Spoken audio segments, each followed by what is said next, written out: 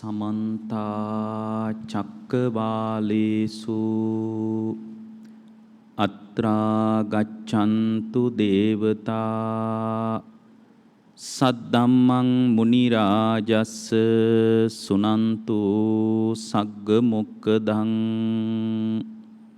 ධම්මස්සවන කාලෝ අයං බදන්තා ධම්මස්සවන කාලෝ අයං බදන්තා ධම්මස්සවන කාලෝ අයං බදන්තා නමෝ තස්ස භගවතු අරහතෝ සම්මා සම්බුද්දස්ස නමෝ තස්ස භගවතු අරහතෝ සම්මා සම්බුද්දස්ස නමෝ තස්ස භගවතු අරහතෝ සම්මා සම්බුද්දස්ස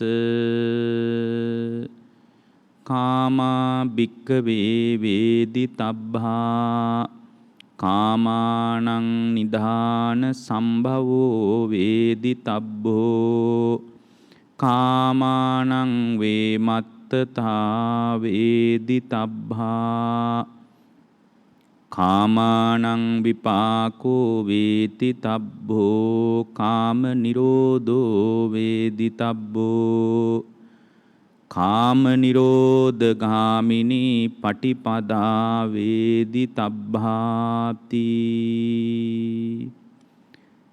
ඒ අපගේ ශාස්ත්‍රු වූ සම්මා සම්බුදුරජාණන් වහන්සේට අප හැම දිනාගේම নমස්කාරය වේවා.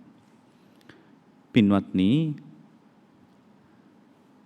අද උතුම් පොසොන් පුර පසළොස්වක පොහොය දවසේ ඔබ හැම දිනාම ඊ타ම ශ්‍රද්ධාවෙන් ධර්ම ශ්‍රවණය කරන්නටයි බණ අහන්නටයි බලාපොරොත්තු වන්නේ.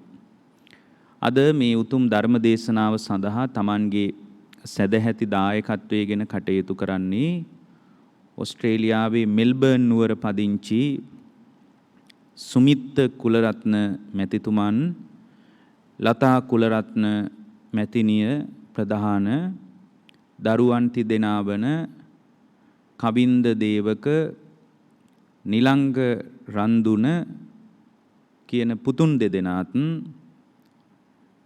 තුෂිකා රන්දිය කියන දියණියත් ඒ පවුලේ හැම දිනාම මේ දේශනාවට දායකත්වයේ දරනවා. ඒ ඇත්තන්ගේ දේශනා අරමුණු සිහි කරලා අපි දේශනාව අවසානයේ අනුමෝදනා කරනවා. දැන් ධර්ම ශ්‍රවණය කරන්න කාලය. පින්වත්නි, ලංකා වාසීන්ට අද ඊටාම වැදගත් දවසක්. මිහිඳු මහරහතන් වහන්සේගේ ලංකා ගමනයත් එක්ක සිදු වුණ බෞද්ධ පුනරුදය එක සුළුපටු එකක් නෙමෙයි. ඒක විශාල බෞද්ධ පුනරුදයක්. බුදුරජාණන් වහන්සේ ලංකාදීපයට වැඩියට පස්සේ දැනගන්නවා ලංකාදීපේ බුද්ධ ශාසනය පිහිටන බව. ඒ නිසා බුදුරජාණන් වහන්සේ ලංකාදීපේ ආරක්ෂා කරන්න කියලා දෙවියන්ටත් මතක් කරලා තියෙනවා. සක්‍ර දේවේන්ද්‍රයාටත් මතක් කළ බව තියෙනවා. පතිට්ඨිස්සති දේවින්ද ලංකායම් මම ශාසනං. දේවේන්ද්‍රය මගේ ශාසනය පිහිටන් ලංකාවේ, ඒ නිසා ලංකාව රකින්න කියලා. ඒ නිසා ලංකාවට විශාල දෙවියන්ගේ රැකවරණයකුත් තියෙනවා. විශේෂයෙන්ම ලංකාදීපේ විතරක් නෙමෙයි, රටවල් ගානකට බුද්ධ ශාසනය ගියපු දවසක් අද දවස. ඇත්තටම අද දවස රටවල් ගානකට බුද්ධ ශාසනය ගියා කියලාම නෙමෙයි මම කියන්නේ. මේ යුගය, මිහිඳු මහරහතන් වහන්සේ ලංකාවට වැඩම කරන යුගය තුල රටවල් ගණනාවකට බුදුරජාණන් වහන්සේගේ ධර්මයේ පිටත් කරලා යවනවා. ඒවා දීර්ඝ කාලින සැලසුම්. ඇත්තටම අතීතයේ මහා සංඝරත්නය නිතරම හොයලා බැලුවා මේ බුද්ධ ශාසනයට තියෙන අනතුරු මොනවද කියලා. ඒ වෙනකොට පින්වත්නි, ලංකාවේ බුද්ධ ශාසනය පිහිටන කතාවක් මොකක්වත් නැහැ. ඉන්දියාවේ බුදුරජාණන් වහන්සේගේ ධර්මයේ අතුරුදහන් වේගන යන පාටක් පේන්න තිබුණා. ඒ අතුරුදහන් වේගන යන නිසා ධර්මදර විනයදර මහා 이르දිමත් මහරහතන් වහන්සේලා බැලුවා කවුද මේ ලෝකේ බුද්ධ ශාසනය රකින්න පුළුවන් කාටද? එහෙම බලලා තමයි පින්වත්නි උන්වහන්සේලා දැක්ක එක්තරා වෙලාවක බ්‍රහ්ම ලෝකයේ ඉන්නවා තිස්ස කියලා බ්‍රහ්මයෙක්. ඒ බ්‍රහ්මයාට තමයි අනාගතේ බුද්ධ ශාසනය රකින්න මහා බලවත් පුණ්‍ය ශක්තියක් තියෙනවා. ඒ නිසා උන්වහන්සේලා අභිඥාපාදක සමාපත්තියකින් නැගිටලා බඹලොවට ගිහින් ඒ තිස්ස කියන බ්‍රහ්මයාට කියනවා බ්‍රහ්ම දේවේන්ද්‍රය ඔබ තමයි මේ බුද්ධ ශාසනය ආරක්ෂා කරන්න පුළුවන්කම තියෙන්නේ ඔබට. මනුස්ස ලෝකේ හිත පිහිටව ගන්න කියලා ආරාධනා කළා. එතකොට අර බ්‍රහ්ම දේවේන්ද්‍රයා කියලා තියෙනවා අනේ ස්වාමීනි මම මනුස්ස ලෝකේ මේ කාම ලෝකේ පිළිකුල් කර කර ඉන්නේ. මොකද කාම ලෝකේ අභිභවානි බඹලෝ උපදින්නේ. අනේ ස්වාමීනි මම කාම ලෝකේ පිළිකුල් කර කර මම ඉන්නේ. ඒ නිසා ස්වාමීනි මට නම් එහෙම මට මතක් කරන්න එපා. ඒ වෙලාවේ නැවත වතාවක් කියනවා එහෙම කියන්න එපා. අනාගත කාලේ ලෝකේ බුද්ධ ශාසනය ස්ථාපිත කරනවා නම් ඒ කුසලතාවය ඔබට තියෙනවා. සංසාරයකට පුරපු ගුණධර්ම ඔබට ශක්තිමත්. මෙහෙම ආරාධනා කරද්දී තමයි මනුස්ස ලෝකෙට එන්නේ. ඒ තමයි මොග්ගලී පුත්තතිස්ස මහරහතන් වහන්සේ. උන්වහන්සේ ලංකාවට ඇවිල්ලා ওই ධර්මාශෝක යුගයේ ධර්මාශෝක රජුරුවත් ඉතින් ජීවිතේ එපා වෙලා හිටපු මිනිස්සෙක්නේ. ධර්මාශෝක රජුරුවන්ට ලෝකයේ දිනා ගන්න දෙයක් තිබ්බේ නැහැ. අන්තිමටම යුද්ධ කරලා හෙම්බත් වෙලා හිටියේ. මිනිසුන්ට මේ තමන් කරන වික්‍රමය එපා වෙන දවසක් එනවා. මේ ආර්ථිකය ගොඩනගලා දරු මල්ලන්ගේ යුතුයකම් ඉෂ්ට කරලා මේ ඔක්කොම ඉවර වෙලා මේ ටික ඔක්කොම එපා වෙන දවසක් එනවා. යම් දවසක හිතෙනවා සංසිඳෙන්නේ නෑ මේක කියලා.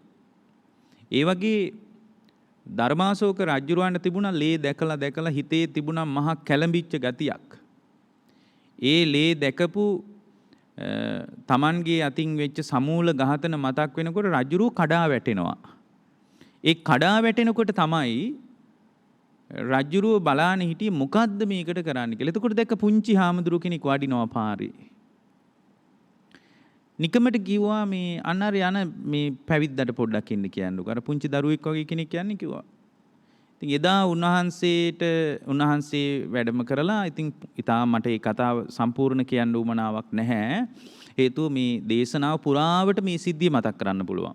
එතනදී යම් සාකච්ඡාවක් අප්‍රමාදයේ ගැන ඊටාම සරල පාඩයක් උන්වහන්සේ මතක් කරනවා.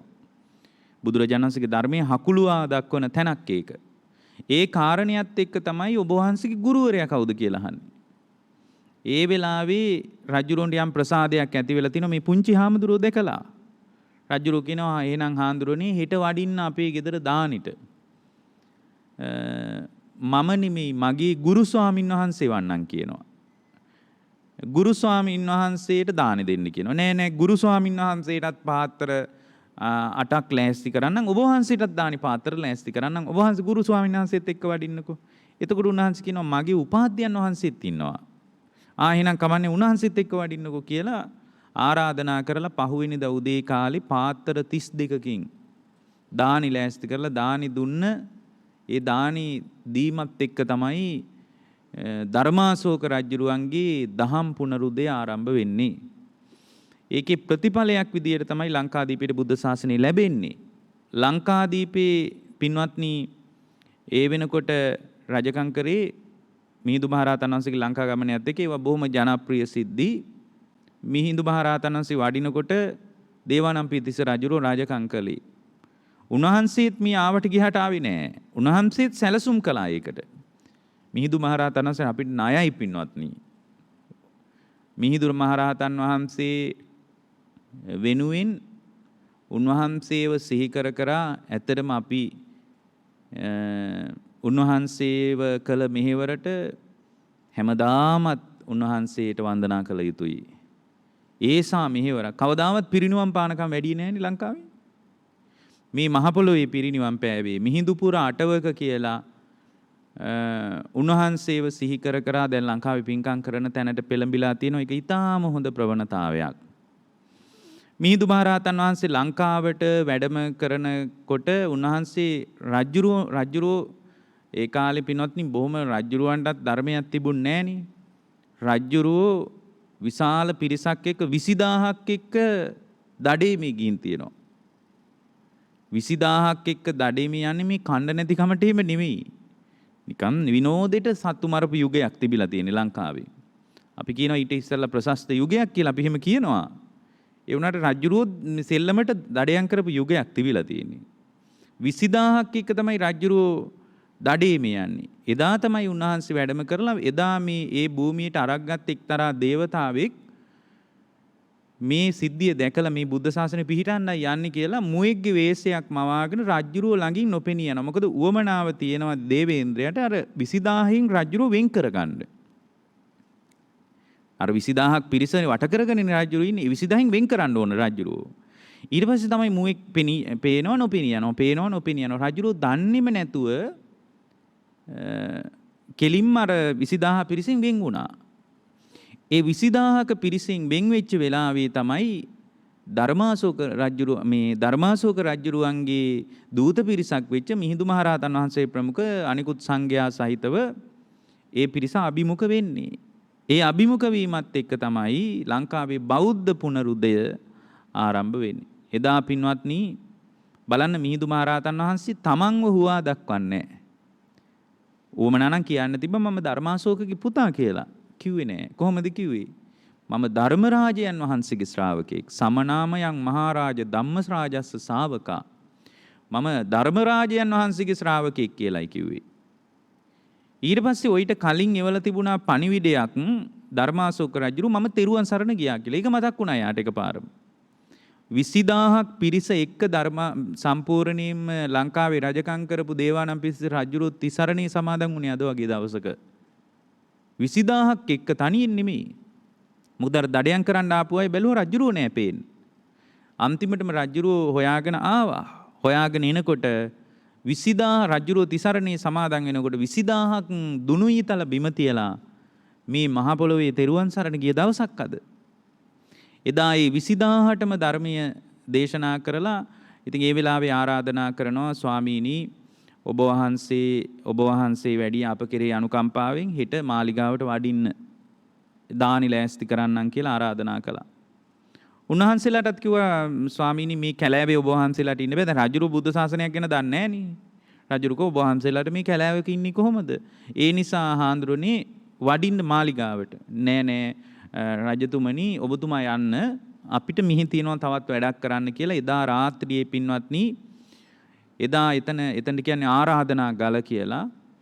එදා ඒ ආරාධනා ගල මතට නැගලා බලන්න කොච්චර සැලසුම් සහගතද කියලා. ආරාධනා ගල මතට වැඩම කරනවා සුමන සාමණේර කියන හාමුදුරුවෝ. උන්වහන්සේ බොහෝම එර්දිමත් කෙනෙක්. ආරාධනා ගල මතට වැඩම කරලා උන්වහන්සේ අභිඥා සමාපත්තියකට සමවැදිලා දෙවියන්ට ආරාධනා කරනවා. ඒ භූමියටම එකතු වෙලා හිටි මේ ලංකාදීපේ ඒ වෙනකොට මිනිස්සු විවිධ මිත්‍යා දෘෂ්ටික සරණ මිනිසුන්ට තිබුණානේ. ඒ විවිධ මිත්‍යා දෘෂ්ටික සරණ ලංකාවේ හිටපු මිනිසුන්ට තිබ්බ නිසා මිනිසුන්ට මේ යම් අමනුෂ්‍යයන්ගෙන් බලපෑමකුත් වෙන්න පුළුවන්. ඇහැට පේන්නේ නැති. ඒ අයගෙන් එදා රාත්‍රී ආරක්ෂාව හදනවා. එදා උන්වහන්සේ ගල මතට නැගලා සමන්තා චක්කවාලේසු අත්‍රා ගච්ඡන්තු දේවතා කියලා ඔය අපි බණ කියන්න කලින් මතක් කරන පාඨයේ සිහි කරලා තමයි ඒ ගල මත වැඩ ඉඳිමින් විශාල දෙවිවරු පිරිසකට ඒ ලංකාදීපේ විමානය කරගත් අමනුෂ්‍යයන්ට සියලු භූත කොටස් වලට එදා රාත්‍රියේ මිහිඳු මහරහතන් වහන්සේ සමාපත්තියෙන් නැගිටලා ඒ හැම දිනාටම යම් අනුශාසනාවක් කරලා තියෙනවා. බලන්න ලංකාවේ ඊට පස්සේ අමනුෂ්‍යයන්ගෙන් යම්කිසි බලිබිලි පූජාවලට අරක් ගත්ත යම්තාක් භූත කොටසක් ඉන්නවනම් එයාලගෙනුත් රැකවරණේ හදනවා රාත්‍රියේ. පහුවෙනිදා ඉතින් රජුරෝ කරත් ඒවල තිබුණා. රජුරෝ දන්නේ නැණි මේ සිද්ධි. රජුරෝ කරත් ඒවල තිබුණා මේ වඩින්න. ඒ වෙලාවේ රජතුමාට කියනවා ඇමතිවරුත් එක්ක ඒවල තිබුණේ ඇමතිවරුන්ට කියනවා ඔබලා යන්න අපි මේ සත්තු බැඳපු කරත්තවල අපි යන්නේ නැහැ. ඔබලා යන්න අපි එන්නම් කියලා කියනකොට මේ කරත් යන්න කලින් උන්වහන්සේලා එ르දීන් වැඩියා. ඊට පස්සේ මාලිගාවේ දානි දීලා ඉවරුණාට පස්සේ මාලිගාවේ දා ධර්මයේ දේශනා කළා. මාලිගාවේදී ධර්මයේ දේශනා කරද්දී ඔය අනුලා බිසව ඇතුළු විශාල පිරිසක් පැහැදිලා තියෙනවා. විශාල පිරිසක් මාර්ගඵල ලබනවා. මේ වෙලාවේ පින්වත්නි ඒ අවස්ථාවේ රජුරුවන් ඇතුළු පිරිසට ධර්මීය දේශනා කරනකොට ඒ බොහෝ පිරිසක් මේ ධර්මයේ තුල යම් තාක් ස්ථාවර වුණා. ඉතින් 20000ක් මේ කතාව පැතිරුණා වේගෙන්. එදා ඊට ඉස්සෙල්ලා දවස් 20000කටනේ තෙරුවන් සරණ ගියේ. ඉතින් 20000ක් කට කතාවේ යනකොට කොහොම යන්නේ ඇද්ද? සමහර අය කියනවා ඉතින් පහුවෙනිදා වෙනකොට ඔච්චර කොහොමද ප්‍රචාරය වුණේ කියලා. ඉතින් මිනිස්සු දන්නේ නැහැ 20000කටයි මුල් දවසේ තෙරුවන් සරණ පිහිටෙව්වේ. ඉතින් 20000ක් මේ අමුතු කතාව තම තමන්ගේ ගෙවල් වලට ගිහින් කිව්වත් විශාල පිරිසකට මේ පණිවිඩය යනවා. මේ කවුද මේ ඇවිල්ලා ඉන්නේ කියලා බලන්න මිනිස්සු එකතු වුණා. එකතු වුණාම රජ්ජුරුවම තමයි ආරාධනා කරන්නේ ස්වාමීනි මගේ මේ රටවැසියන්ටත් ඔබ වහන්සේ ධර්මයේ දේශනා කරන්න කියලා එදා ඇත්ගාල ලෑස්ති කරලා තියෙනවා රජ්ජුරුවන්ගේ ඇත්තු අයින් කරලා. එතන තමයි විශාලම භූමිය. ඇත්ගාලේදී ධර්මයේ දේශනා කරද්දී ඒත් මිනිස්සු එකතු වෙනවා කියනවා මේ මොකද්ද මේක කියන්නේ මොකද්ද මේ දේශනා කරන්න කියලා බලන්න. මිනිසුන්ට මේ මිහිඳු මහරහතන් වහන්සේ පේන්නේවත් නැහැ. එච්චරට සෙනග. මිනිස්සු ഘോഷාවක් ඇති වෙනවා කවුද අපිට පේන්නේ නැහෙනි කියලා. ඒ වෙලාවේ රජුරෝ බැලුවා මගේ මේ රටවැසියන්ට හිතේ හැටියට ධර්මය අහන්න සලස්වන්න ඕන.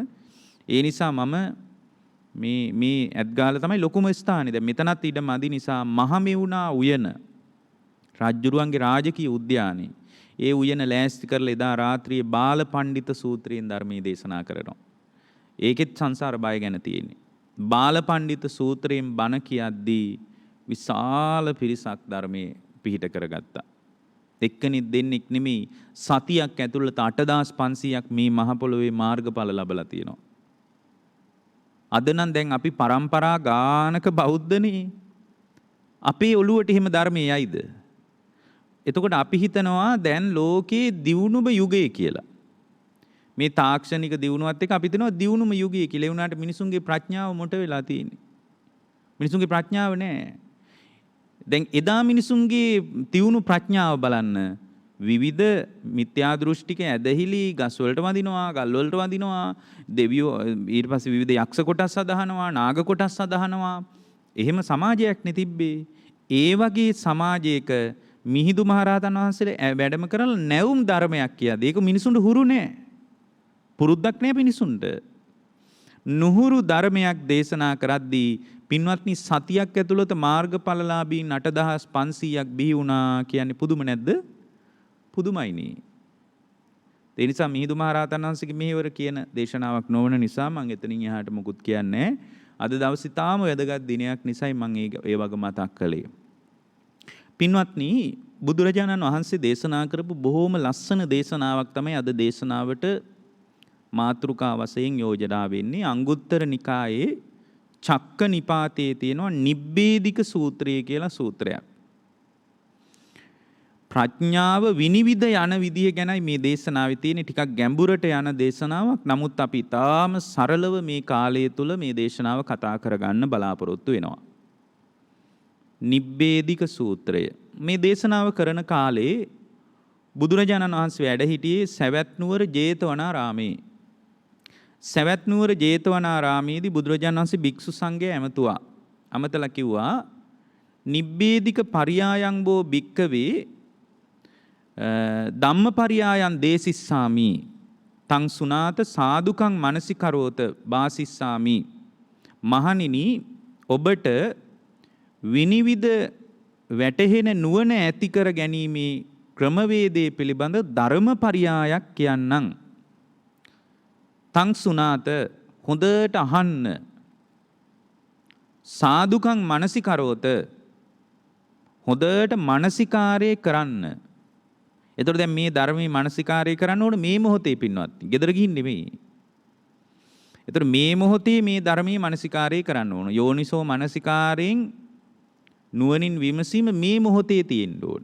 එතකොට මේ මොහොතේ නුවණින් විමසීම පිළිබඳ භාග්‍යවතුන් වහන්සේගේ දේශනාව යම් ශ්‍රාවකයෙක්ගේ ජීවිතයට කන වැටුනොත් ඒ කන වැටිච්ච වෙලාවේ ඉඳලා මේ ධර්මයේ තුලින් නිවෙනවා. ඒක තමයි මේ ධර්මයේ රහස. මේ ධර්මයේ තියෙන ආශ්චර්යවත් දෙයක් කනට වැටුන වෙලාවේ ඉඳලා හැබැයි ඒකට ධර්මයේ එළියෙන් තිබ්බට වැඩක් නැහැ. තමා තුළ යෝනිසෝ මනසිකාරය තියෙන්න ඕන. නුවණින් විමසීම තියෙන්න ඕන. එතකොට මේ වෙලාවේ නුවණින් විමසා ඇහුවොත් එතකොට මේ නුවණින් විමසීම කියන එක මේ බණ ටික විතරක් අහගෙන ඉන්න ගමන් නුවණින් විමසීම කියන මේක හරි ගැඹුරු කතාවක්. නුවණින් විමසීම කියන එක Taman තුල තියෙන්න ඕනේ මේ වෙලාවේ. එළියෙනුත් හිත නිවා ගන්න පුළුවන් ධර්මයක් එන්න ඕන. ඊට පස්සේ පින්වත්නි ඒ නිවැරදි ධර්මයේ කියන කල්යාණ මිත්‍රයාත් එළියෙන් හම්බ වෙන්න ඕන. ඊට පස්සේ යාගේ වැදගත් දෙයක් තියෙනවා ධම්මානුධම්ම ප්‍රතිපදාවක් තියෙන්න ඕන. ඔය හතර තිබ්බොත්නේ සෝවන් වෙනවා කියන්නේ. ධම්මානුධම්ම ප්‍රතිපදාව කියලා කියන්නේ මේ ධර්මය සුතමේ ඥානයක් විදිහට දැන් අහගන්නවනේ. අහගන්නකොට සුතමේ ඥානයක් විදිහට වැඩෙනවා. ඒක චින්තාමය ඥානයක් බවට තමන් හදා ගන්න ඕනේ. ඒක අපිට කරලා දෙන්න බෑ. චින්තාමය ඥානයක් කරගන්න එක තමන් කරගන්න ඕන. ඊට පස්සේ භාවනාමය ඥානයක් විදිහට ඒක වඩා ගන්න ඕන තමන්ගේ ජීවිතේ. දැන් මේ කියන එක හොඳට අහගන්නවා. අහගන්නකොට සුතමේ ඥානයක් වැඩෙනවා. එතකොට ඊළඟට යා දෙවෙනි පියවර විදිහට මොකද කරන්න ඕන? දෙවෙනි පියවර විදිහට හොඳයි. දැන් ඔබ වහන්සේ කියපු එක හරි අපි ඇහුවා. එහෙනම් අපි යන්නම් කියලා වැඳලා ගියාට හරියන්නේ නැහැ. චින්තාමය ඥානයක් කරගන්න ඕන. බලන්න ඕන මේ කතාව මගේ කතාවද කියලා.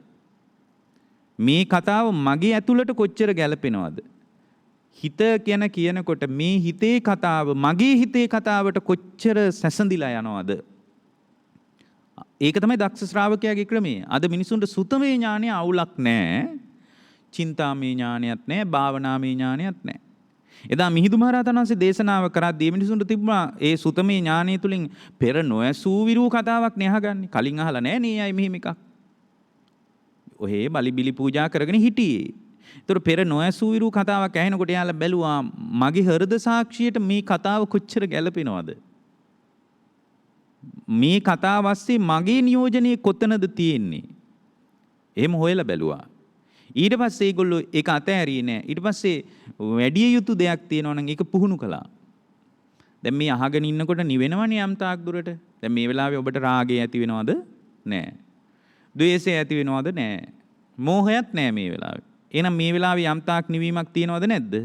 තියෙනවා. හැබැයි මේක අපිට හැම වෙලාවෙම කර ඉන්න පුළුවන්ද? පැය 24න් බණ අහන්න බෑනේ මිනිස්සෙකුට. අනික පැය 24න් බණ ඇහුවත් වැඩක් නැහැ. එයාගේ ජීවිතේ චින්තාමය ඥානයක් නැත්තම්. ඒතර මේ සුතමය ඥානය කියන එක ඊට පස්සේ පින්වත්නි ඒ ශ්‍රාවකයා දැනගන්න ඕන. ඒ සුතමය ඥානයම චින්තාමය ඥානයක් බවට හරව ගන්න. එතකොට තව දුරටත් නිවෙනවා. ඒ චින්තාමය ඥානයක් බවට පත් කරගත්තත් ඒක ස්ථාවර නෑ. ඊට පස්සේ භාවනාවක් වශයෙන් වඩන්න ඕන. වඩනකොට ඔන්න යාගේ වැඩිම තුල යම්තාක් කෙලෙස් රාගයේ දුරු වෙලා යනවා, ද්වේෂයේ දුරු වෙලා යනවා. ඒකත් ස්ථාවර නෑ. ඇයි? භාවනාවෙන් නැගිට්ටාම ඉවරයිනේ. භාවනා කරනකොට රාගයක් නෑ, ද්වේෂයක් නෑ, මෝහයක් නෑ. දැන් මෛත්‍රිය වඩනවා කියලා හිතන්න. මෛත්‍රිය වඩනකොට රාගේ නෑ, ද්වේෂයකුත් නෑ, මෝහයක් නෑ. ඊට පස්සේ නැගිටිනවා භාවනාවේ. නැගිට්ටාම යාට කවුරු හරි බනිනවා ඇහෙනවා. එතකොට අර මෛත්‍රී සිත ඉවරයිනේ ඊළඟට. බනිනකොට ඉවරයි. එතකොට යා සම්පූර්ණයෙන්ම නිදහස් වීම දක්වාම වීරියක් හදා ගන්නවා. අන්න ඒකට තමයි කියන්නේ එ르දිපාද කියලා. අද මිනිසුන් දැන් ওই ඡන්ද චිත්ත විරිය විමර්ශා කියලා එ르දිපාද හතරක් තියෙනවද? අහලා තියෙනවද? එ르දිපාද ධර්ම අද එක මිනිස්සෙක්ගේවත් වැඩෙන්නේ නැහැ. අපි ඒතකොට සමහර අය කියනවා නෑ නේ හාඳුරනේ අපිට ඡන්දයක් තියෙනවා ධර්මයට. පින්වත්නි ධර්මයේ එ르දිපාදයක් කියලා කියන්නේ එ르දිපාද ධර්මයක් කියලා කියන්නේ ඒ ඡන්දේ නිවන කරාම යන එකක්. ඒක නතර වෙන්නේ නැහැ කැමැත්ත කිසිම හේතුවක් නිසා. චිත්ත එ르දිපාදේ කියලා කියන්නේ හිත දැඩි කරගන්නේ අවබෝධ කරගෙන මිසක් පස්ස බලන්නේ නැහැ. ඒ වෙනකම් තියෙන සියලු පලිබෝධ ධර්ම විසි කරගෙන යනවා. ඒ වගේ ඒක තමයි එ르දිපාද කියන්නේ. ඒ නිසා වීරිය සාමාන්‍ය කෙනෙකුට තියෙන්න පුළුවන් එ르දිපාදයක් විදිහට වැඩින්නේ නැහැ. දැන් උදාහරණයක් විදිහට වීමංසන එ르දිපාදේ. වීමංසන එ르දිපාදේ කියන්නේ මිනිහගේ ප්‍රඥාව කියන එකයි. මිනිහගේ නුවණ කියන එකයි. එතකොට මේ මිනිස්යාගේ නුවණට කියන වීමංසක එ르දිපාදේ කියලා. එතකොට ඒ නුවණ තුල පින්වත්නි යා විමුක්තිය පිණිසම නුවණ හදා ගන්නවා. පංචස්කන්ධය ගැන හදා ගන්නවා. අජ්ජත්තික වශයෙන් හදා ගන්නවා. බහිද්ධ වශයෙන් හදා ගන්නවා. ධාතු වශයෙන් බලන නුවණ හදා ගන්නවා. ස්කන්ධ වශයෙන් බලන නුවණ හදා ගන්නවා. ඊට පස්සේ ආයතන වශයෙන් බලන නුවණ හදා ගන්නවා. පටිච්ච සමුප්පන්නව බලන නුවණ හදා ගන්නවා. එතකොට මේ නිවන කරා පමුණුවා ගන්න ඒ නුවණ වීමංසන එ르දිපාදේ නිවනටම බර වෙලා නිවනින් ඒක නවත්තන්නේ. අපිට එහෙම එකක් තියනවද? අපිට තියෙනවා හිටි ගමන් බණ අහනවා. ඊට පස්සේ මාස ගාණක් එයා සමහරට බණ නැහැ. ඊට පස්සේ කාලෙකින් හම්බුනා මහනවා ඔයා කලින් බණ ඇහුවා දැන් ඇයි නැත්තේ? ඒතකොට කියනවා හාඳුරනේ කරදරයි මේ දවස්වල. ඒතකොට කරදරේ අල්ලගෙන එයා ධර්මයේ විසි කරලා දාලා. දන්නේම නැතුව එයා කැමැත්තෙන් නෙමෙයි. එයා දන්නේම නැතුව ධර්මයේ විසි වෙලාද නැද්ද? ධර්මයේ විසි වෙලා. ඒකට විමර්ශන 이르දිපාදේ කියන්න බෑ. වීරිය 이르දිපාදේ. ඒතකොට කෙනෙක් කියන්න පුළුවන් අපිට භාවනාවට වීරියක් තියෙනවා හාඳුරනේ. අපි ටිකක් ඒක 이르දිපාදයක් නෙමෙයි. ඒ වීරිය පින්වත්නි නිවනින් කෙලවර වෙන්නේ. ඇත්තටම වීරිය සම්පූර්ණ වෙන්නේ නිබ්බාන කියන தත්වයක් එක්ක. වීරිය කියන එක සම්පූර්ණ වෙන්නේ නිවනත් එක්ක. ඒතකොට ඒ වීරිය කෙලින්ම මොස්සග්ග පරිණාමයි. නිවනට බර වෙලා තියෙන්නේ. ඒ නිවනට අදාළ වීරිය තියාගන්නවා සසරට අදාළ සියලු දේවල් විසි කරගෙන යනවා. ඒකනේ අර අකුසලයේ ගැන කියන්නේ. නූපන් අකුසල් උපදින්න දෙන්නේ නැහැ කියලා. උපන් අකුසලයක් තියෙනවා නම් සම්පූර්ණ ඒක දුරු කරලම දානවා කියලා. ඒතකොට ඒ වීරිය කෙලින්ම නිවනට බරව පවත්ව ගන්නවා. නිවන කරාම පැමිණෙන වීරියක්. ඒවට 이르දිපාද කියන්නේ. භාග්‍යතුන් වහන්සේ වදාලා මහණෙනි මේ 이르දිපාද ධර්ම වලින් එකක් හෝ දියුණු කරන්න ඕන නිවන කරා පැමිණෙනවා නම් කියලා. හතරම දියුණු කරන්න පුළුවන් නම් ඒක ඊටාම ප්‍රශස්තයි. උන්වහන්සේ වදාරනවා මහණෙනි එකක් හෝ දියුණු කරගන්න කියලා. අද මිනිසුන්ගේ ජීවිතේ 이르දිපාද නැහැ. ස්වල්ප වීරියක් තියෙනවා. ස්වල්ප හිතක් හදාගෙන තියෙනවා. එහෙම හිතක් හදාගන්න ගම. ඒ කියන්නේ මේක එකක් හරි දියුණු කරන්න ඕන කියනවනේ 이르දිපාද වලින්.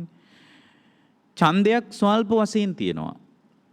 ඒ ස්වල්ප වශයෙන් තියෙන ඡන්දයක් නිවන කරා පමුණවන්න බෑ පින්වත්නි. සංසාරයට බර වෙච්ච හිතක් කන පිට හරවනවා කියන එක පොඩි දෙයක් නෙමෙයි. ඒක අමාරු දෙයක්. දුෂ්කර දෙයක්. දැන් මේ නිබ්බේධික සූත්‍රයේ බුදුරජාණන් වහන්සේ වදාරනවා මහණෙනි ඔබට මේ විනිවිද වැටහෙන නුවණ ඇති කර ගැනීම පිණිස මේ නුවණ මොකක් ඇති කර ගන්නද මේ නිවන කරාපත් වෙන ශ්‍රාවකයෙකුට මම දේශනා කරන්නම් අහන්න හොඳට මනසිකාරය කරන්න වාසිස්සාමිති මම දේශනා කරන්නම් එහෙම කියලායි බුදුරජාණන් වහන්සේ මතක් කරන්නේ. එතකොට සංඝයාත් පිළිවදන් දුන්නා අනේ හොඳමයි ස්වාමීනි දේශනා කරන සේක්වා කියලා මතක් කළා. මේකේ පින්වත්නි කාරණා කීපයක් ගැන සඳහන් වෙනවා. විස්තර වශයෙන් සඳහන් වෙනවා නිවන කරා පැමිණෙන ශ්‍රාවකයෙකුට අදාළ සියලු ධර්ම මෙතන තියෙනවා. මේක දේශනාවකින් Tamanගේ විමුක්තිය කරා පැමිණෙන්න පුළුවන්. ඒතර බුදුරජාණන් වහන්සේ පළවෙනියෙන් කාමය විස්තර කරනවා. කාමී අංග කීපයක් විස්තර කරනවා කාමී ස්වභාවය. ඒ කියන්නේ ශ්‍රාවකයා හැම වෙලාවකම කාමයටනේ බර වෙලා ඉන්නේ. ඒතර කාමී යථා ස්වභාවය ප්‍රථමයෙන් පැහැදිලි කරනවා. උන්වහන්සේ දැන් මේ කෙලින්ම විනිවිද නුවණ හදාගෙන නිවන කරාම බර වෙච්ච නුවණට තල්ලුවක් තමයි මේ හදලා දෙන්නේ භාග්‍යවතුන් වහන්සේ. කාමා භික්කවේ වේදිතබ්බා. පළවෙනියෙන් කාමී කියන්නේ මොකද්ද කියලා දැනගන්න ඕන කියනවා. නිවන කරා පැමිණෙන ශ්‍රාවකෙක්. කාමානං නිදාන සම්භවෝ වේදිතබ්බෝ. කාමී පින්වත්නි හටගන්න පසුබිම දැනගන්න ඕන කියනවා. ඊට පස්සේ කාමානං වේමත්තතා වේදිතබ්බා.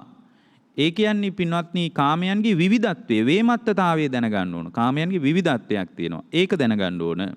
කාමානං විපාකෝ වේදිතබ්බෝ. කාමයන්ගේ විපාකයක් දැනගන්න ඕන. නැත්තම් කාමයෙන් නිදහස් වෙන්න බෑනේ. දැන් අපි කාමයන්ගෙන් නිදහස් වෙන්න කියලා හැම වෙලාවකම කියනවා. ඒ වුණාට කාමයේ ගැන ගැඹුරු දැනුමක් නැතුව කොහොමද නිදහස් වෙන්නේ?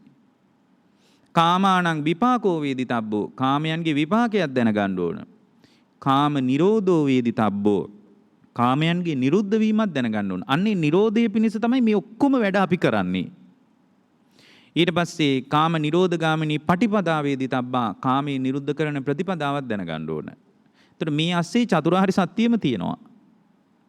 මේ කියන කතාව එක්තරා විදියකින් චතුරාර්ය සත්‍ය පිළිබඳවම ගැඹුරු කියවීමක්. දැන් චතුරාර්ය සත්‍ය තුල අපි වඩන්නේ චතුරාර්ය සත්‍ය පිළිබඳ අපි අවබෝධයක් හදාගන්න හදන්නේ දුක පිළිබඳ නුවණ හදාගෙන දුකේ හට ගැනීම තේරුම් අරගෙන මාර්ගයේ වඩන්නේ නිරෝධය පිණිස. මාර්ගයේ වඩන්නේ දුක නිරුද්ධ කිරීම පිණිස. සම්පූර්ණයෙන්ම දුක නැවත ඇති නොවන විදියට නිරුද්ධ කරලා දාන්නයි මේ වැඩේ කරන්නේ.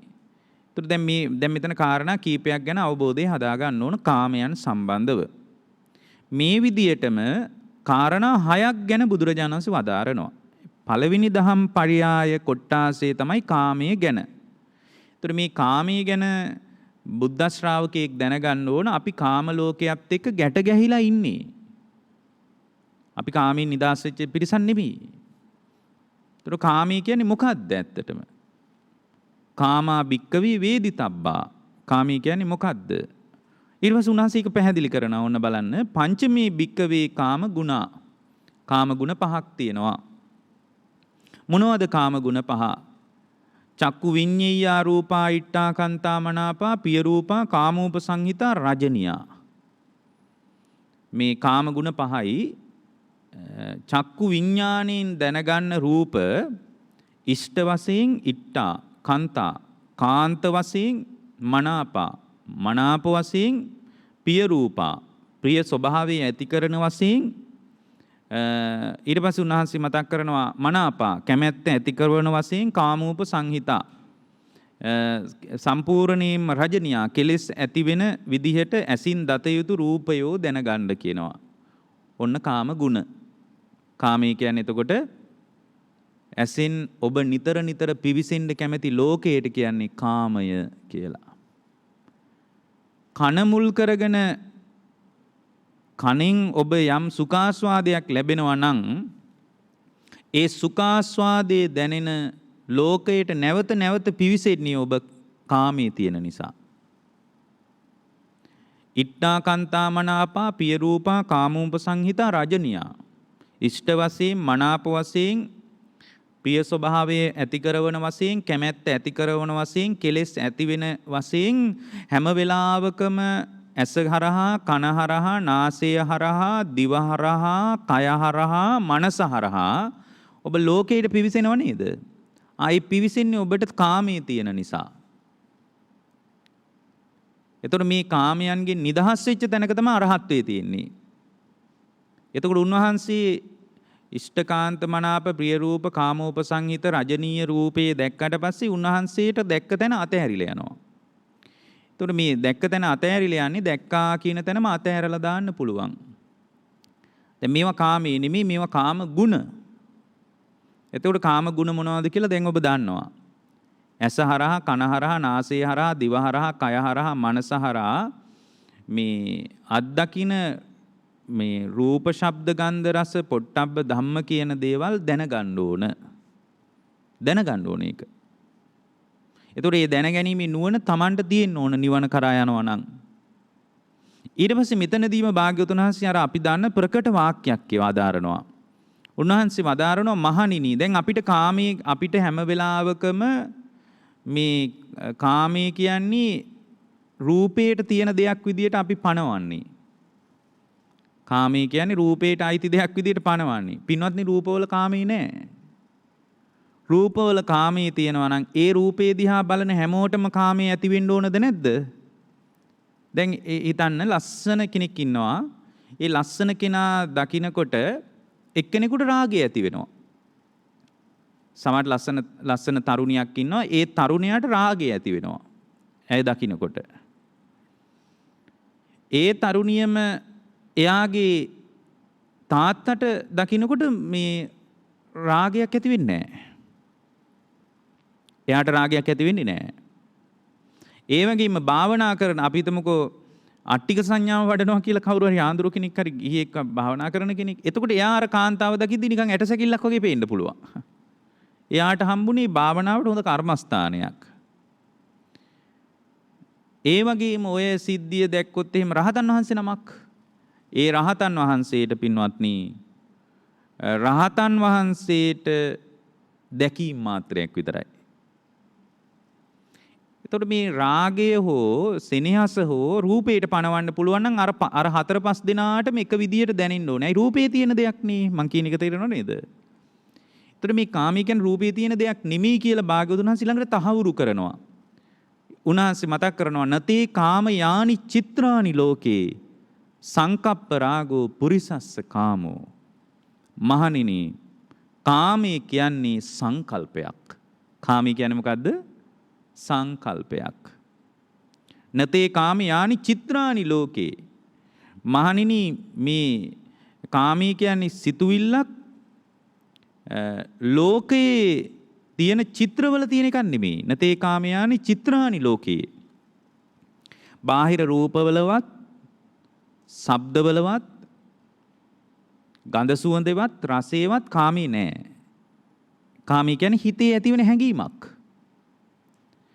එතකොට කාමයේ කියන්නේ රූපේට අයිති දෙයක් නම් ඒ රූපයේ දිහා බලන හැම කෙනෙකුටම කාමයේ ඇති වෙන්න ඕනද නැද්ද? ඇති වෙන්න ඕන. කාමයේ කියන්නේ සද්දේ තියෙන දෙයක් කියලානේ අපිට හිතෙන්නේ හැම වෙලාවෙම නේද? එතකොට ශබ්දේ තියෙන දෙයක් මේ රහ කියලා හිතෙන්නේ.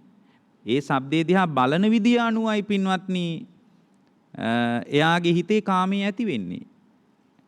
එතකොට එයාගේ හිතේ රාගයක් උපදිනවා නම් ශබ්දේ මුල් කරගෙන ශබ්ද රාගයක් උපදිනවා නම් ඒ ශබ්ද රාගයේ රූපේ තියෙන දෙයක්වත් සද්දේ තියෙන දෙයක්වත් නෙමෙයි. දැන් අපි හිතමුකෝ දක්ෂ ගායකයෙක්ගේ ලංකාවේ බොහෝම ප්‍රශස්ත ගායකයෙක්ගේ සින්දුවක් අහනවා. අහනකොට එක්කෙනෙක් හරි හොඳට ඒක විඳිනවා. S2 පියාගෙන තව මොකක් හරි එකට තට්ටු කර කර විඳිනවා. ඕක බලාගෙන ඉන්න දැන් මේ තරුණයෙක් එහෙම විඳිනවා. ඒතකොට ඕක බලාගෙන ඉන්න එයාගේ අම්මා. ඒතකොට ඒ අම්මට හිතෙන්නේ මේක නිකන් මහ විකාරයක් වගේ. ඇයි? අම්මා විඳින්න කැමති සද්ද මේ වගේ ඒවා නෙමෙයි. ඒ කාලේ අහපුවා අම්මා විඳින්න කැමති. නමුත් අර තරුණයා දැන් මේ නව යුගයේ ඉන්න තරුණයෙක් තට්ටු කර කර ඒ සින්දුව විඳිනවා. ඒතකොට ඇත්තටම ශබ්දේ තියෙන දෙයක් නම් මේ කාමේ රාගය කියන එක අම්මත් විඳින්න එපාය. අම්මත් විඳින්න ඕනද නැද්ද? විඳින්න ඕන. එහෙනම් ඒ ශබ්දේ ඇතුළට ගන්න විදිය අවුලක් නෙමෙයිද තියෙන්නේ? ඇතුළට ගන්න විදිය අවුලක් තියෙන්නේ. අපි හිතන විදියේ පොඩි අවුලක් තියෙන්නේ. ඒකයි බුදුරජාණන් වහන්සේ මතක් කරන්නේ නතේ කාම යානි චිත්‍රානි ලෝකේ. මහණෙනි මේ ලෝකේ විසිතුරු දේවල් වලට කාමයේ පණවන්න බෑ. සංකප්ප රාගෝ පුරිසස්ස කාමෝ. මහණෙනි මේක සංකල්පයක්. තිට්ඨානි චිත්‍රානි තතේව ලෝකේ. ඊළඟට උන්වහන්සේ කියනවා මහණෙනි ලෝකේ විසිතුරු දේවල් තිට්ඨන්ති චිත්‍රානි තතේව ලෝකේ. ඒවා ඒ විදියටම තියෙනවා. ඒවා ඔහේ තියෙනවා එච්චරයි. එතකොට ඒ පිළිබඳ නුවණක් හදාගත්තේ නැති කෙනා ඒ රූපේ පස්සේ දුවන්නේ නැද්ද? දුවනවා. ඒ රූපේ ඒ විදියටම තියෙනවා පින්වත්නි. දැන් කෙනෙක් දැක්කහම කැමැත්තක් ඇති වෙන්න පුළුවන්. තවත් කෙනෙකුට හිතෙන්න පුළුවන් එයාත් එක්ක මොකක් හරි යමනාපයක් තියෙනවා නම් වෛරයක් ඇති වෙන්න බැරිද? පුළුවන්. එතකොට කෙනෙකුට සොම්නසකුත් තවත් කෙනෙකුට දොම්නසකුත් ඇති වෙනවා නම් ඒක ඒ රූපයට පණවන්න පුළුවන්ද? බෑ. ඒක හිතපු විදිහේ අවුලක් තියෙන්නේ. දැන් මේ එක දහම් කොටාසයක් මේ සම්පූර්ණ කාලේ කියන්න පුළුවන්. නමුත් මම එතනින් එහාට ඒක කියන්නේ නැහැ. ඊළඟට බුදුරජාණන් වහන්සේ වදාලා කතමේච භික්කවේ කාමාන නිදාන සම්භවෝ. පින්වත් මහණෙනි කාමයේ නිදානේ දැනගන්න කියනවා. කාමයට මුල් හේතුව දැනගන්න කියනවා. මොකද්ද කාමයට මුල් හේතුව? ඇත්තටම පින්වත්නි මේ කාමී ගැන විතරක් දැනගන්නකොට ඒ ශ්‍රාවකයාට සෝතාපන්න වෙන්න පුළුවන්. මේ කාරණේ පිළිබඳ ගැඹුරින්ම දැනගන්නකොට ඒක චින්තාමය ඥානයක්, භාවනාමය ඥානයක් වශයෙන් වැඩිම තුල අත්දැක්කොත් ඒ අත්දකින්න ශ්‍රාවකයාට සෝතාපන්න වෙන්න ඒ කාරණා ටික ඇති. කාමෝච භික්කවේ කාමාන නිදාන සම්භව. කාමයන්ගේ නිදානේ දැනගන්න කියනවා. ඒ කියන්නේ කාමයන්ගේ මුල් හේතුව දැනගන්න කියනවා. මොකද්ද මුල් හේතුව? කාමයේ ඇති වෙන්නේ මොකක් නිසාද? උන්වහන්සේ මතක් කරනවා පස්සෝ භික්කවේ කාමාන නිදාන සම්භවෝ. මානිනී ස්පර්ශයයි කාමයට නිදානය. කාමයට නිදානේ මොකද්ද? ස්පර්ශය. ස්පර්ශය කියන්නේ ඇසයි රූපයයි ඇහි විඥානයයි තුන එකතු වෙනවා. ඒකතු වෙන එකට කියනවා ස්පර්ශය කියලා. ඇසයි රූපයයි ඇහි විඥානයයි තුන එකතු වෙනවා. එකතු නැත්තම් පේන්නේ නැහැ. දැන් මේ ඔබට මාව පේන මට්ටම තියෙනව නේද? ඇසයි රූපයයි ඇහි විඥානයයි එකතු වෙලා. එකතුන් නිසා ඔබට මාව පේනවා. ඒතර ඇස විතරක් මා කෙරෙහි ඔබේ ඇස විතරක් අවධානය තිබ්බට වැඩක් නැහැ. සමහරට ඔබේ මේ වෙලාවේ ඔබ ඉන්නේ මනෝ විඥානයත් එක්ක නම් මනසයි අරමුණුයි මනෝ විඥානය තුන නම් එකතු වෙලා තියෙන්නේ. එතන එහෙනම් තියෙන්නේ මනෝ සම්පස්සේ නේ. ඒතර සමහරට ඔබලාගේ ඇහැ මන් දිහා ඇති. නමුත් ඉන්නේ මනෝ සම්පස්සේ නිසා මාව ඔබට වගේ වගක් නැහැ. එතකොට මේ කාමය කියන එක කාමයේ නිදානේ වෙන්නේ ස්පර්ශයයි. ඇහැයි රූපයයි ඇහි විඥානයයි එකතු වුණාම තමයි ඇහෙන් රූප හොයන්නේ. ඇහෙන් රූප දකින මට්ටමේ ඉන්නේ මේ තුන එකතු වීම නිසා. ඊට පස්සේ භාග්‍යවතුන් වහන්සේ වදාරනවා කතමාච භික්කවේ කාමානං වේමත්තතා. බුදුරජාණන් වහන්සේ වදාරනවා මහණෙනි කාමයන්ගේ විවිධත්වය දැනගන්න කියනවා. කාමයන්ගේ විවිධත්වය දැනගන්න කියනවා. මොකද්ද මේ කාමයන්ගේ විවිධත්වය? කාමයන්ගේ විවිධත්වය තමයි අඤ්ඤා භික්කවේ කාමී රූපේසු අඤ්ඤෝ කාමී සද්දේසු අඤ්ඤෝ කාමී ගන්ධේසු. මේ විදිහට කියාගෙන යනවා. පින්වත්නි කාමයන්ගේ විවිධත්වයක් තියෙනවා. ඇසින් රූප බලලා කාමයේ හදා ගන්නවා. නමුත් ඇසින් ශබ්ද අහලා කාමයේ හදා ගන්න බෑ. ශබ්දේ මුල් කරගෙන ඇති වෙන කාමයේ වෙන එකක්. රූපේ මුල් කරගෙන ඇති වෙන කාමයේ වෙන එකක්. ගන්ධ සුවඳ මුල් කරගෙන ඇති වෙන කාමී විවිධත්වයක් තියෙනවද නැද්ද? විවිධත්වයක් තියෙනවා. ඇයි සමහර අය කියන්නේ මම නම් ටීවී බලන්න කැමති නෑ මම ටිකක් ඔය රේඩියෝ එක අහනවා මම ඒකට කැමතියි කියලා කියනවා. එතකොට එයාගේ කාමයේ තියෙන්නේ සම්පූර්ණයෙන් මේ අත්දැකීම් පරාසය තුල විවිධත්වයක් නෙමෙයිද තියෙන්නේ. කාමයේ තියෙන්නේ පින්වත්නි වේමත්තතාවයක්. විවිධත්වයක් තියෙන්නේ. මේ විවිධත්වය ගැනත් බුද්ධ ශ්‍රාවකයෙකුට නුවණක් තියෙන්න ඕන. ඊට පස්සේ භාග්‍යවතුන් වහන්සේ මතක් කරනවා කාමීච භික්කවේ කාමානං විපාකෝ. කාමයන්ගේ විපාකයක් දැනගන්න කියනවා. කාමයන්ගේ විපාකයක් තියෙනවා. මොකද්ද කාමයන්ගේ විපාකය? කාමයන්ගේ විපාකයේ තමයි පින්වත්නි බුදුරජාණන් වහන්සේ වදාරනවා මහණෙනි යමක් කැමති වෙනවා නම් පිනේ විපාකයක් වශයෙන් හෝ පවේ විපාකයක් වශයෙන් හෝ ඒ ආත්ම භාවයන් තුල උපදිනවා. ඒක තමයි කාමයන්ගේ විපාකය. ඒතකොට කාමයන්ගේ විපාකේ නිසා සුගතිය යන්නත් පුළුවන්. දුගතිය යන්නත් පුළුවන්. ඒතකොට කෙනෙක් කියන්න පුළුවන් ඉතින් සුගතිය යනවා නම් කිසි ගැටලුවක් නැහෙනේ. සුගතිය යනවා නම් ප්‍රශ්නයක් නැහෙනේ. පින්වත්නි කාම රූප අරූප කියන තුන් භවයේ කොතනක ගියත් පින්වත්නි ජරා මරණ වලින් නිදහස් නැහැ. එතකොට දැන් මෙතනදී මේ බුද්ධ ශ්‍රාවකයාට පිනත් අතහැරෙනවා පින්වත්නි. අර භාග්‍යවතුන් වහන්සේගේ ධර්මයේ තියෙනවනේ එක තැනක මේ යම් ශ්‍රාවකයෙක් තුල කුසලයක් අභිනන්දනේ නොකළොත් පිනත් අභිනන්දනේ නොකළොත් එයා තමයි නිවන කරා පැමිණෙන්නේ කියලා. දැන් මෙතන එයා දැනගන්නවා කාමයන්ගේ විපාකය. අන්න බලන්න ධර්මයට එන විදිය විපාකයේ විදියට එයා තේරුම් ගන්නෙ මොකද්ද? කුසල් පක්ෂයේ හෝ අකුසල් පක්ෂයට අනුව විපාක වශයෙන්, ඒ කියන්නේ පිනට අනුව හෝ පවට අනුව විපාකයේ වශයෙන් ඒ ආත්මයක උපදිනවා. ඒක මොකද්ද? කාමය කතමංච භික්කවේ කාමානම් විපාකෝ. එතන මෙතන නිරේ ගැන නෙමෙයි කිව්වේ. සුගතිය ගැනත් කිව්වා. පින්වත්නි නිවන කරා පැමිණෙන කෙනා කුසලයක් අභිනන්දනය නොකළ යුතුයි. අවසානයේ නිවනවත් අභිනන්දනය කරන්නේ.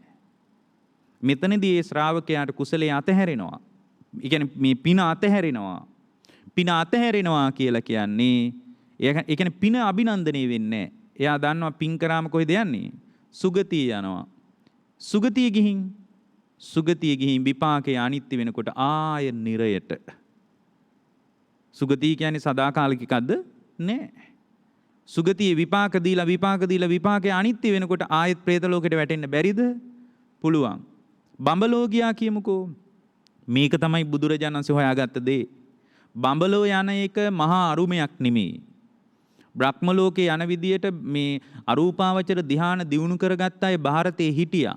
නමුත් බුදුරජාණන් වහන්සේ ඒකෙන් සෑහීමකටපත් උනේ නැහැ පින්වත්නි. ඊට පස්සේ උන්වහන්සේ බැලුවා ඊට වඩා එකක් නැද්ද කියලා. බඹලෝ ගියත් පින්වත්නි ජරා මරණ වලින් නිදහස් නැහැ.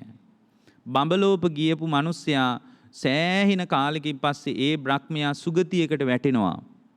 සුගතියකට වැටිලා ආයෙත් මේ සංසාරික ජරා ගොඩේම කැරකි නැද්ද? ඉන්නවා. එතකොට කාමයන්ගේ විපාකයේ කතමෝච භික්කවේ කාමානං විපාකෝ. කාමයන්ගේ විපාකයේ දැනගත්තාම එයාට විශාල යහපතක් හැදෙනවා. දැන් පින්වත්නි මේ කාමයේ කියන එකේ අස්සේ තියෙනවා මේ කාම ධාතුවක්. මේ කාම ධාතුවක් මුල් ස්වභාවයේ කාම ධාතුව කියන්නේ කාම ධාතුවක් තියෙන නිසා තමයි අපි හැම වෙලාවෙම මේ කාම ධාතුව උදුරලා ගලවලා විසි කරලා දාන්න තමයි භාග්‍යවතුන් වහන්සේ අපිට ධර්මයේ පරිහරණය කරන්න කියලා කියන්නේ. කාම ධාතුව නිසා තමයි අපේ හිතේ කාම සංඥා ඇති වෙන්නේ. දැන් කාම සංඥා ඇති කරගන්න උගන්වන්න ඕනද? දැන් දරුවෙක් ඉස්කෝලේ යවන්න ඕනද? මේ අපේ පුතා යන්නේ කාම සංඥා ඉගෙන ගන්න පන්තියකට කියලා යවන්න ඕනද? નિરાයාසයෙන් හිතේ ඇති වෙනවා පින්වත්නි කාම සංඥා. ඇයි? සංසාරයෙන් පෝෂණය වෙච්ච කාම ධාතුවක් තියෙනවා හිතේ. ඒක මුලින් ගලවලා උදුරලා විසි කරලා දාන එකයි භාග්‍යවතුන් වහන්සේ අපිට ඉගැන්වුවේ ප්‍රතිපදාවක් විදියට. ඒතර කාම ධාතුව නිසා තමයි හිතේ කාම සංඥා පහළ වෙන්නේ. කාම සංඥා පහළ වෙනකොට ඊළඟට කාම සංකල්පනා පහළ වෙනවා හිතේ. කාම සංකල්පනා පහළ වෙනකොට තමයි හිතේ කාම ඡන්දයක් උපදින්නේ. කාම ඡන්දයක් ඉපදුනාට පස්සේ ඒ කියන්නේ කාමයේ කෙරේ කැමැත්තක් උපදිනවා. කාම ඡන්දේ නිසා තමයි කාම පරිදාහයක් උපදින්නේ. ඒ කියන්නේ කාම දැවිල්ලක් හට ගන්නවා. කාම දැවිල්ල හට ගන්නවා. දනවා කාමෙන් ඇඟ දනවා, ඇස දනවා, කන දනවා. නිතර නිතර දැවිල්ලක් තියෙනවා. ඒ දැවිල්ල නිසා යා මොකද කරන්නේ? කාම සෙවිල්ලක් හට ගන්නවා. ඒකට කියන්නේ කාම පරිේෂණය කියලා. දැන් බලන්න කාම ධාතුව නිසා කාම සංඥා පහළ වෙනවා. මේ කියන කතාව ඔබේ කතාව. මේ කතාව මගේ කතාව. දැන් මම මේක ගලප ගන්න ඕනද නැද්ද? කාම ධාතුව නිසා කාම සංඥා පහළ වෙනවා. කාම සංඥාව නිසා කාම සංකල්පය පහළ වෙනවා. කාම සංකල්පය නිසා කාම ඡන්දයක් පහළ වෙනවා. කාම ඡන්දේ නිසා කාම පරිදාහයක් කාමයෙන් දැවෙනවා පින්වත්නි අපි. කාම දැවිල්ල නිසා පින්වත්නි කාම සෙවිල්ලක්. ඒකට කියන්නේ කාම පරිේෂණම් කියලා. කාමයේ ගැන පරිේෂණ කරනවා. අපි තමයි ලෝකේ හොඳම පරිේෂකයෝ. අපි හිතන් ඉන්නවා විශ්වවිද්‍යාලවල තමයි ලෝකේ හොඳම පරිේෂකයෝ ඉන්නේ කියලා. පින්වත්නි අපි ඔක්කොම හොඳම පරිේෂකයෝ. මේකේ තියෙනවා කාම පරිේෂණම් කියලා. මේ සූත්‍රේ නෑ මේ කතාව. නමුත් ඔය සනිදාන වගේ සූත්‍රවල තියෙනවා කාම පරිේෂණම් කියලා. පින්වත්නි මේ කාම පරිේෂණය කරන තාක්කල් එයාට සංසාර වටයක් හැදෙනවා. යම් දවසක කාම පරිේෂණය අතහැරලා දැම්මාද? කාම පරිේෂණය කරන්නේ ඇස කන නාසය දිවකය හරහා නෙමෙයිද? යම් දවසක දැකපු දේ දැකපු තැන අතහැරලා දැම්මාද? අහපු දේ අහපු තැන අතහැරලා දැම්මාද? දැනුණු දේ දැනුණු තැන අතහැරලා දැම්මාද? හිතුණු දේ හිතුණු තැන අතහැරලා දැම්මාද? එතන කාම පරිේෂණයක් නැහැ. කාම පරිේෂණයක් නැහැ. අපි තමයි පින්වත්නි හොඳම පරිේෂකයෝ. මේකේ අපි රහක් හොයනවා. දන්නේම නැතුව සංසාරේ අනාථ වෙනවා කියලා අපිට තේරෙන්නේ නැහැ. දැන් බුදුරජාණන් වහන්සේ මේකට අර සමහර දේශනාවල කාමයට උපමා දෙද්දී උන්වහන්සේ කියන්නේ හරියට මේක බල්ලෙකුට දාන ඇට කෑල්ලක් වගේ. බල්ලෙකුට ඇට කෑල්ලක් දැම්මම බල්ලා ඔක හපනවා. මොකද බල්ලට හිතෙනවලු මේක අස්සේ පොඩි හරි සාරයක් ඇති කියලා. එතකොට බල්ලා මේක හපන්න මේ විදුරුමහා බල්ලගේ තුවාල වෙනවා. මස් කට්ට උල් වෙනවා, විදුරුමහා තුවාල වෙනවා. එතකොට දැන් මොකද්ද වෙලා තියෙන්නේ? දැන් පින්වත්නි අර බල්ලගේ ලේ රස බල්ලටම දැනෙනවා. එතකොට බල්ලට නුවණක් නැහැ. මේ මොකද්ද මේ වෙන්නේ කියලා තේරුම් ගන්න. එතකොට බල්ලා හිතනවා පින්වත්නි මේක තමයි මස් කට්ටේ සාරය කියලා. එතකොට බල්ලා මස් කට්ටේ සාරේ යයි හිතාගෙන තව දුරටත් මස් කට්ටම හපනවා. හපනකොට මොකද්ද වෙන්නේ පින්වත්නි? හපනකොට බල්ලගේ විදුරුමහා තුවාල වෙලා ලේ ගලලා බල්ලා අමාරුවේ වැටෙන්නේ නැද්ද?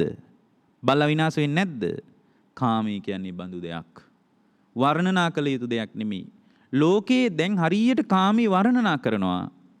භාග්‍යවතුන් වහන්සේ අපිට කාමී වර්ණනා කරන්න ඉගැන්වුවේ නෑ. අපිට කිව්වේ කාමයෙන් නිදහස් වෙන්න කියලායි. කාමී කියන්නේ දුකට කියන වචනයක්. කාමී කියන්නේ දුකට කියන වචනයක්.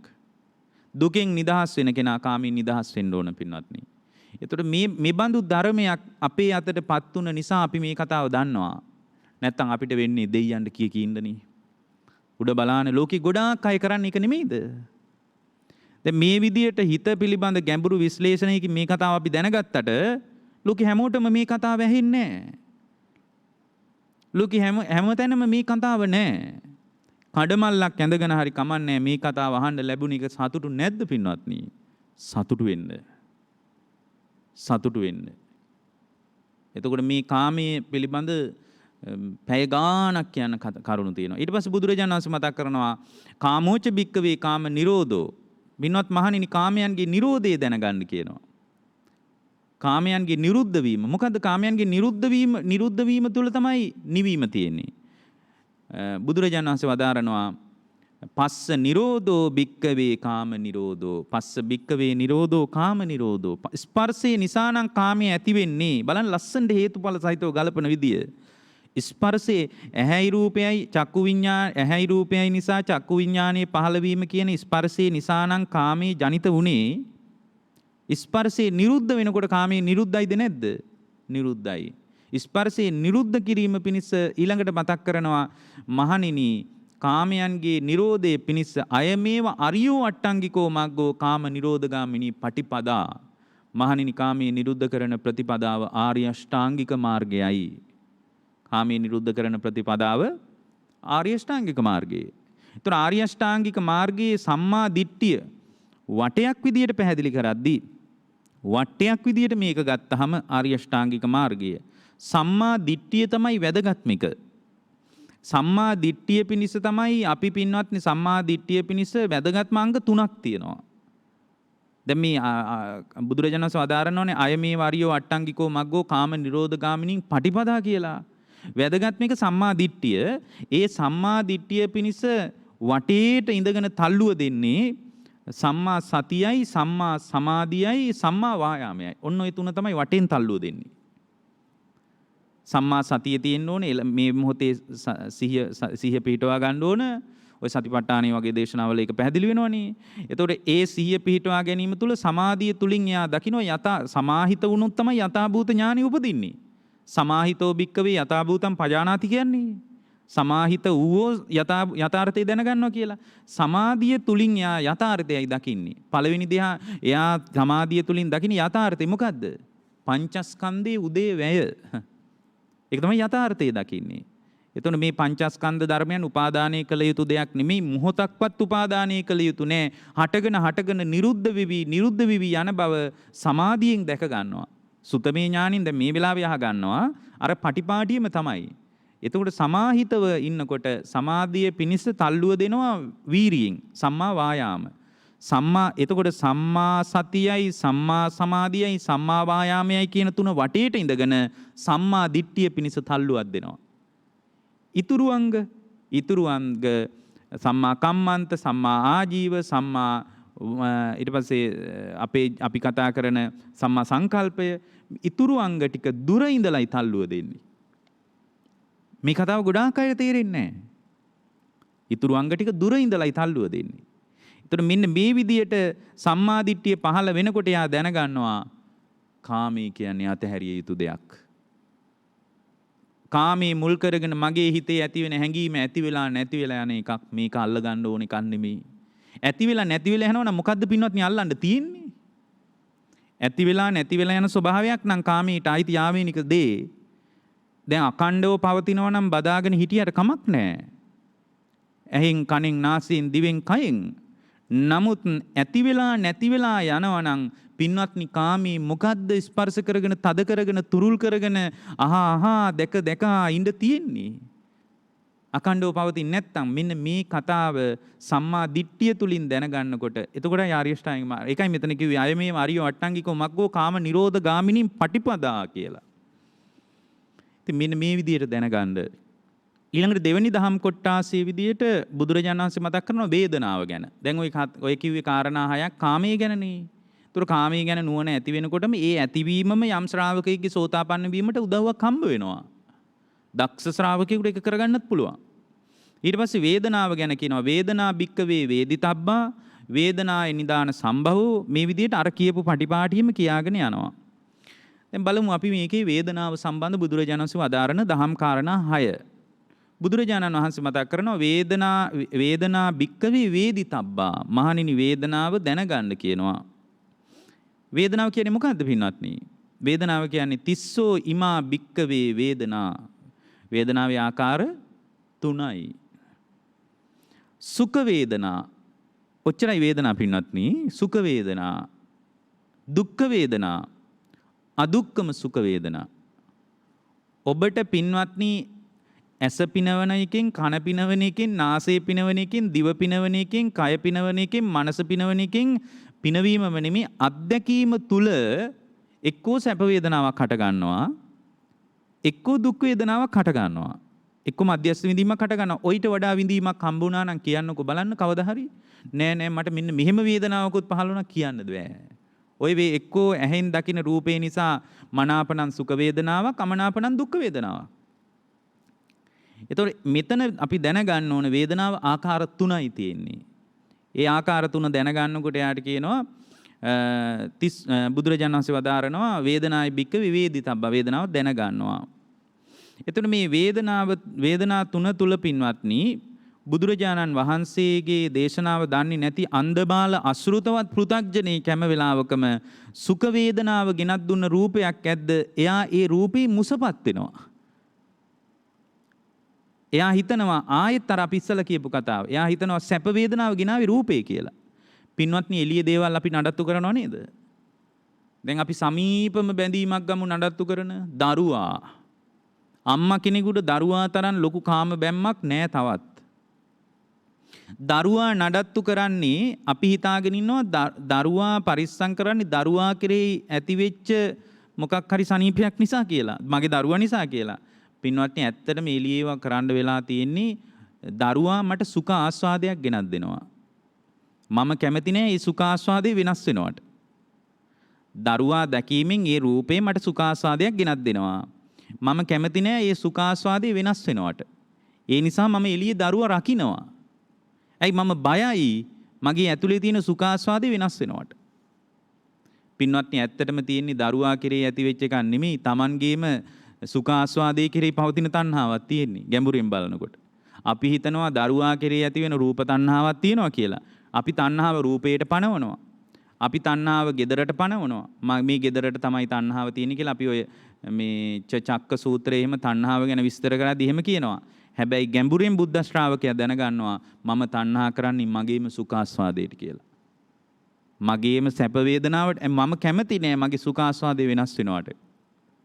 හැම වෙලාවකම මිනිස්සෙක් එළිය දෙයක් හොයන්නේ ඇතුලේ ප්‍රවේශම් කරගත යුතු දෙයක් තියෙන නිසා.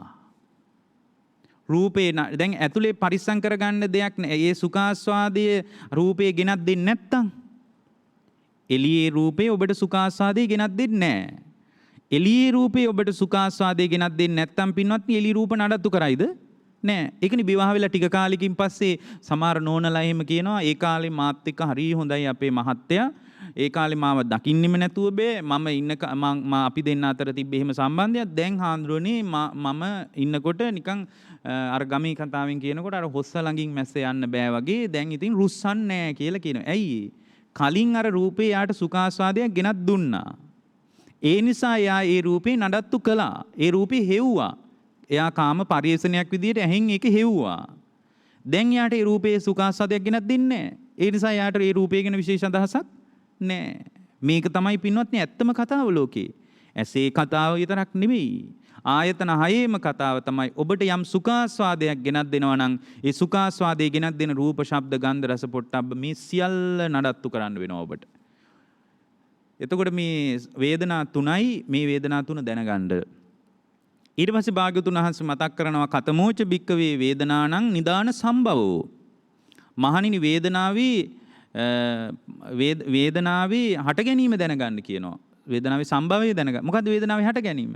දැන් ඔබේ ජීවිතෙන් බලන්න මේ කියන එක. ඔබට සුඛාස්වාදයක් ඇති වුණා නම් දුක්ඛ ඇති වුණා නම් සොම්නසක් දොම්නසක් ඒ වගේ මධ්‍යස්ථ විඳීමක් ඔබ තුල ජනිත වුණා නම් පින්වත්නි ඒකට හේතුව මොකද්ද? ඇති උනේ මොකක් නිසාද? ගැඹුරින් බලනකොට පස්ස පච්චයා වේදනානං නිදාන සම්භවෝ ස්පර්ශේ නිසයි.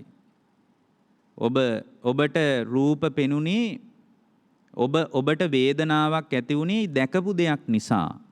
එක්කෝ අහපු දෙයක් නිසා, එක්කෝ දැනුණු දෙයක් නිසා, එක්කෝ හිතුණු දෙයක් නිසා. අහපු නැති, දැකපු නැති, හිතුනේ නැති, දැනුනේ නැති දේවල් වලට ඔබට කවදා හරි වේදනාවක් ඇති වෙලා තියෙනවද?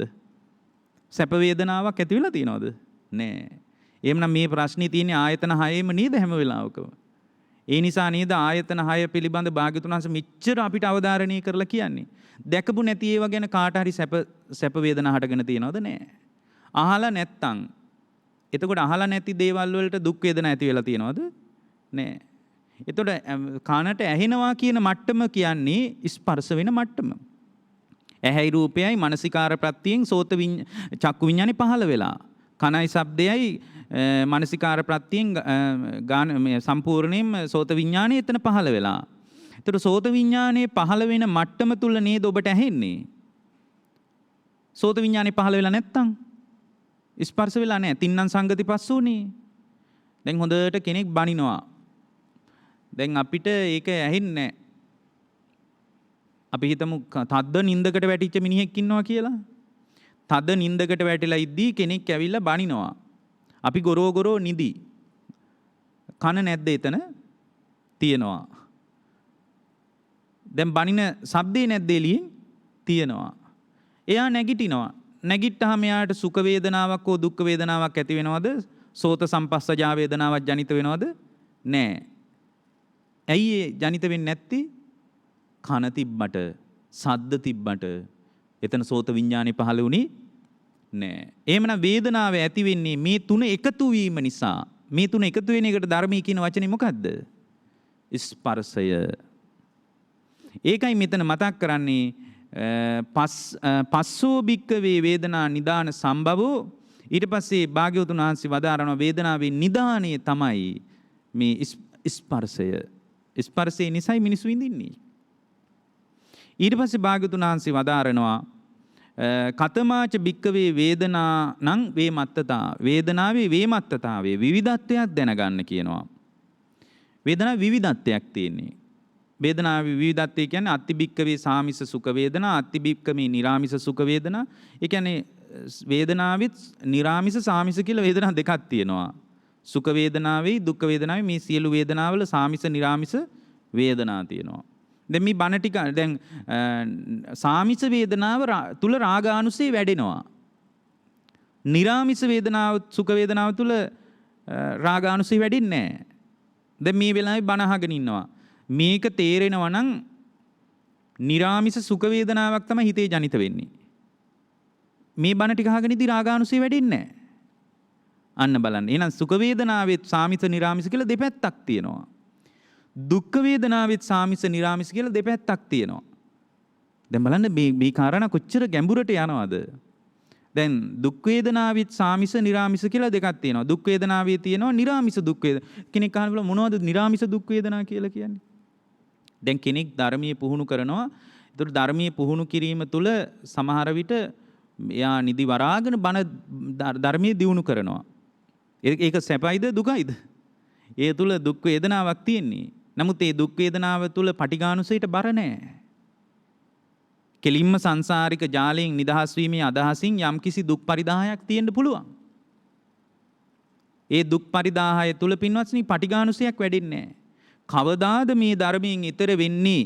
කවදාද මේ ධර්මයේ පිහිට ස්ථාවර කරගන්නේ කියලා හිතාගෙන යම් ශ්‍රාවකයෙක් ධර්මයේ දියුණු කරද්දී යම් දුක් වේදනාවක් ඉවසනවද? ඒ දුක් වේදනාව තුල පින්වත්නි පටිඝානුසය වැඩෙන්නේ නැහැ. ඒ දුක් වේදනාව නිරාමිසයි. නිරාමිස. මේ විදිහට වේදනාව විවිධත්වයක් තියෙන්නේ. කතමෝච භික්කවේ වේදනා විපාකෝ. වේදනා විපාකයක් තියෙනවා. මොනවද? විඳීම් වල විපාකය මොකක්ද? එක්කෝ විඳීමේ විපාකේ පිනේ විපාකයක් වශයෙන් හෝ පවේ විපාකයක් වශයෙන් හෝ ඒ ආත්ම භාවයන් තුල ඉපදෙමින් එයා විඳවනවා. එතකොට මේ වේදනාවේ විපාකය මෙයයි. ඒ නිසා මේ වේදනාව කරා විඳීම කරා නැවත නැවත පිවිසෙන එක Tamanට අනතුරක්ද නැද්ද? අනතුරක්. හැම වෙලාවකම ඇස කන නාසය දිවකය මනස හරහා විඳීම කරා යම් ශ්‍රාවකයෙක් පිවිසෙනවද? ඒ විඳීම මුල් කරගෙන එයා සිත කය වචනය මුල් කරගෙන එයා කර්ම රැස් කර ගන්නවා.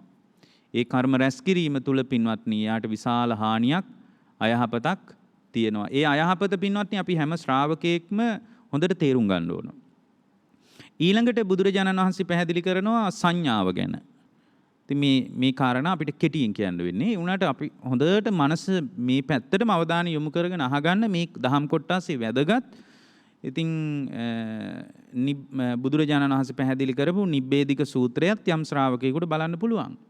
ඊට පස්සේ බුදුරජාණන් වහන්සේ වදාන සංඥාව ගැන. සංඥාවිත ආකාර 6ක නුවණ පහළ කරගන්න ඕනේ. එතකොට ඒ නුවණ තමයි විනිවිද යන්නේ. සංසාරයේ තුල විනිවිද ගිය නුවණක් ඒක. සංඥා භික්කවේ වේදිතබ්බා. ඔන්න සංඥාව ගැන ආකාර 6 කියනවා. සංඥාව පිළිබඳ 6 ආකාරයක නුවණක් තියෙන්න ඕන. පළවෙනි එක තමයි සංඥාව දැනගන්න ඕන. මොකද්ද සංඥාව කියන්නේ? ච ීමා භික්කවේ සංඥා.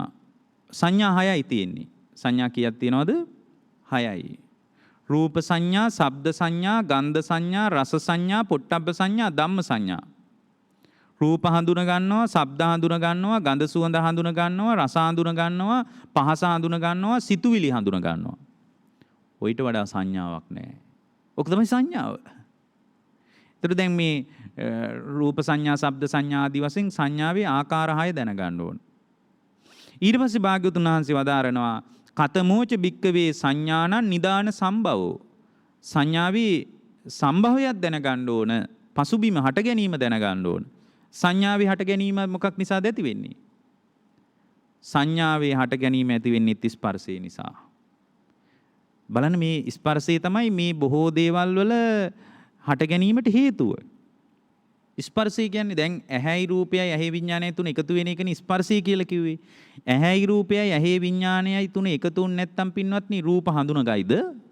හඳුනගන්නේ කනයි ශබ්දයයි නිසා සම්පූර්ණයෙන්ම සෝත විඥානයේ පහළ නොවුනොත් ශබ්ද හඳුනගනීද? හඳුනගන්නේ. එහෙමනම් සංඥාවටත් හේතුව මොකද්ද? ස්පර්ශය. ස්පර්ශය. ඒතර මේ හඳුනා ගැනීම තුළ මේ සංඥාව නිසා මේ ඝන සංඥාව නිසා අපි මුලා වෙලා ඉන්නේ. ඒ හඳුනා ගැනීම තුළ පින්වත්නි මේ ස්පර්ශයේ ප්‍රත්‍යයෙන් හඳුනා ගැනීම සංඥා පහළ වෙනවා කියලා දැනගත්තාම හරි පහසුයි අපිට. ස්පර්ශය නිසා මේක හට ගන්න බව දැනගත්තාට පස්සේ මේ ඝන සංඥාවෙන් වැහිලා ගිහින් අපි සංඥා විපල්ලාස වලට අහු වෙලා ඉන්නේ. ඒතර මේ සංඥාව පිළිබඳ ආකාර 6 පිළිබඳ නුවණක් පහළ කරගත්තොත් ඒ නුවණ පහළ කරගත්ත ශ්‍රාවකයාට මේ ලෝකයෙන් නිදහස් වීම පිණිස විමුක්තිය පිණිස හරි උදව්වක්. ඊට පස්සේ සංඥාවේ පසුබිමක් දැනගන්නවා. කතමාච භික්කවේ සංඥානං වේමත්තතා. සංඥාවේ විවිධත්වයක් දැනගන්නවා. වේමත්තතාවයක් දැනගන්නවා. ඒතර සංඥා විවිධත්වයක් නේ තියෙන්නේ. රූප සංඥා තියෙනවා. නමුත් ඇස මුල් කරගෙන රූප සංඥා පහළ වුණාට ඇස මුල් කරගෙන ශබ්ද සංඥා පහළ වෙන්නේ නැහැ. ශබ්ද සංඥා පහළ වෙන්නේ කන මුල් කරගෙන. කන මුල් කරගෙන රූප සංඥා පහළ වෙනවද? නැහැ. විවිධත්වයක් තියෙන. එකිනෙකට වෙනස් ගෝචර තියෙන්නේ. ඒ වෙනස් ගෝචර තියෙන ආයතන 6 ස්වභාවය දැනගන්න ඕන. කතමෝච භික්කවේ සංඥානං විපාකෝ. සංඥාවේ විපාකයක් දැනගන්න ඕන. මොකද්ද සංඥාවේ විපාකය කියලා කියන්නේ? එතකොට සංඥාවේ ඒ විවිධත්වයේ නිසාම ඒ අයුරින් හඳුනා ගැනීම නිසා සංඥාව මනසේ හිටිනවා. ඒ හිටින්නේ මේ සම්පූර්ණ මේක හටගෙන නිරුද්ධ වෙන ස්වභාවය පිළිබඳ ඒ ශ්‍රාවකයාට හැඟීමක් අවබෝධයක් නුවණක් නැතිකම නිසා. කතමෝච භික්කවේ සංඥා නිරෝධෝ. සංඥාවේ නිරුද්ධ වීමක් දැනගන්න ඕන. සංඥාවේ නිරුද්ධ වීම කියන්නේ මොකද්ද? සංඥාවේ නිරුද්ධ වීම කියලා කියන්නේ පින්වත්නි පස්ස නිරෝධෝ භික්කවේ සංඥා නිරෝධෝ. ස්පර්ශේ නිරුද්ධ වෙනකොටම සංඥාව නිරුද්ධයි. ඒක මේ වගේ. දැන් උදාහරණයක් විදියට පින්වත්නි සංඥාව හටගෙන නිරුද්ධ වෙවි අනේක. අපි හිතනවා එක දිගට රූප සංඥා පහළ වෙනවා කියලා. පෙනි නිරුද්ධ වෙවි යනවා. හටගෙන නිරුද්ධ වෙනවා. සංඥාවේ ස්වභාවය ඒක. එතකොට ස්පර්ශය තුල ඉතිරි නැතුවම ඊළඟට නිරුද්ධ වෙලා යනවා. එතකොට රූප දැන් මේ සංඥාවල සංඥා පහළ වෙන එක එක දිගට වෙන්නේ නැහැ. රූප සංඥායි, ශබ්ද සංඥායි, ගන්ධ සංඥායි, රස සංඥායි ඔක්කොම එකට පහළ වෙනවද? අච්චාරුවක් වගේ පහළ වෙන්නේ නැහැ. රූප සංඥා පහළ වෙන වෙලාවට ශබ්ද සංඥා නැහැ. ශබ්ද සංඥා නැති වෙලාවට ගන්ධ සංඥා නැහැ. දැන් එතකොට කෙනෙක් කියන්න පුළුවන් දැන් මේ ඔබ වහන්සේ පිළිබඳ රූප සංඥාවක් අපිට ජනිත වෙනවා. දැන් මේ මා දිහා ඔබ බලාගෙන ඉන්නවා, ඔබ දිස මා බලාගෙන ඉන්නවා, ඔබ කෙරෙහි මා අමතනවා, මගේ වචන ඔබට ඇහෙනවා. දැන් මේ මොහොතේ ඔබට රූප සංඥාත් පහළ වෙනවා, ශබ්ද සංඥාත් පහළ වෙනවා. දැන් මම අනිත් පැත්තට කියනවා රූප සංඥා පහළ වෙන වෙලාවට ශබ්ද සංඥා නැහැ කියලා.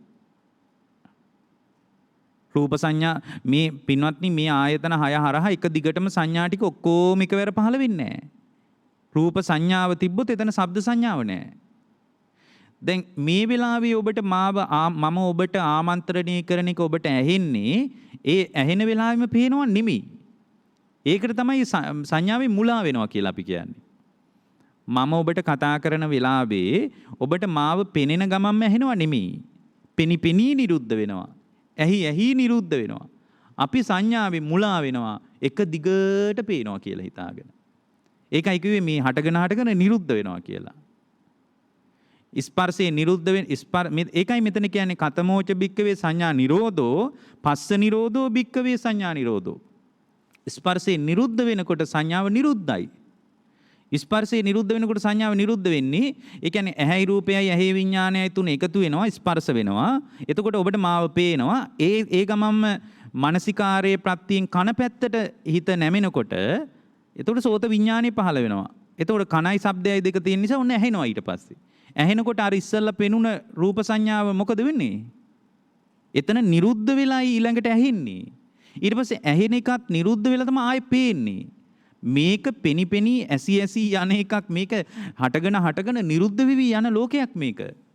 මේක අපිට තේරෙන්නේ නැහැ සාමාන්‍ය කෙනෙකුට. සාමාන්‍ය කෙනෙකුට මේක තේරුම් ගන්න බෑ. ධර්මයෙන් බැලුවොත් විතරයි තේරෙන්නේ. ස්පර්ශේ නිරුද්ධ වෙනකොට සංඥාව නිරුද්ධයි කියන කතාව හැම ශ්‍රාවකයෙකුටම තේරුම් ගන්න බෑ. පින්වත්නි මේ සංඥාව කොච්චර මුලා කරනවද කියලා මේ මොහොතේ පවා එක දිගට පේනවා කියලානේ අපේ හිත කියන්නේ. මේ මොහොතේ මේ බණ ටික පවා එක දිගටම ඇහෙනවා කියලාමයි මේ හිත කියන්නේ. නමුත් ඇසි නිරුද්ධ වෙනවා කියලා භාග්‍යවතුන් වහන්සේ තමයි අපිට ඉගැන්නුවේ. පෙනි හරියට ඒ ඉතිරි නැතුවම නිරුද්ධ වෙලා යනවා. ඒක මේ වගේ බෙරයක් ගහනවා කියලා හිතන්න. බෙරයක් ගහනකොට බෙරේට තට්ටු කරනකොට සද්දයක් ඇහෙනව නේද? ඒතර ඒ සද්දය පින්වත්නි බෙරේ ඇතුලේ තිබ්බ එකක්ද? බෙරේ ඇතුලේ තිබ්බද සද්දේ හිර වෙලා? ගහනකොට එළියට ආවද? නෑ. එහෙම නැත්නම් බෙරේ සද්දේ තිබ්බෙත් නැත්නම් සද්දේ කියන්නේ මේ කොහේ හරි පෘථුවිය තිබිලා එකපාරම ගහනකොට ඇදිලා ආවද බෙරේට? නෑ. සද්දයක් ජනිත වුණේ මොකක් නිසාද? ස්පර්ශේ නිසා. ස්පර්ශේ ප්‍රත්‍ය කරගෙන සද්දයක් ජනිත වුණා. ඊට පස්සේ ස්පර්ශයේ නිරුද්ධ වෙනකොට සද්දේ එතනම නිරුද්ධයි. අන්න අතන සද්දේ රැඳුණා කියලා කියන්න පුළුවන්ද? ඉතිරි නැතුවම නිරුද්ධයිද නැද්ද? ඉතිරි නැතුවම නිරුද්ධයි. ස්පර්ශයේ නිසා ශබ්දයක් ජනිත වුණා. ස්පර්ශයේ නිරුද්ධ වෙනකොට ශබ්දය නිරුද්ධයි. මෙන්න මේ විදිහට තේරුම් ගන්න. කතමේච භික්කවේ සංඥා නිරෝධෝ පස්ස නිරෝධෝ භික්කවේ සංඥා නිරෝධෝ. එතකොට ඒක නිරුද්ධ කරන ප්‍රතිපදාව මොකද්ද? අයමේ වාරියෝ අට්ටංගිකෝ මග්ගෝ සංඥා නිරෝධගාමිනී පටිපදා. සංඥාව නිරුද්ධ කරන ප්‍රතිපදාව තමයි ආර්ය අෂ්ටාංගික මාර්ගය. අර සම්මාදිට්ඨිය හදාගත්තොත් මේක හටගෙන නිරුද්ධ වෙනවා කියන කතාව තේරෙනවා. ඒකයි මේ ආර්ය අෂ්ටාංගික මාර්ගයෙන් මේක නිරුද්ධ කරනවා කිව්වේ. දැන් ආර්ය අෂ්ටාංගික මාර්ගයේ සම්මා දිට්ඨිය හදාගත්තට පස්සේ එයාට තේරෙනවා මම මේ හිතුවට එක දිගට පවතින සංඥාවක් තියෙනවා. එක දිගට පවතින දෙයක් මේ ලෝකේ තියෙනකොට හටගෙන නිරුද්ධ වෙවි යන ලෝකයක් තියෙන්නේ.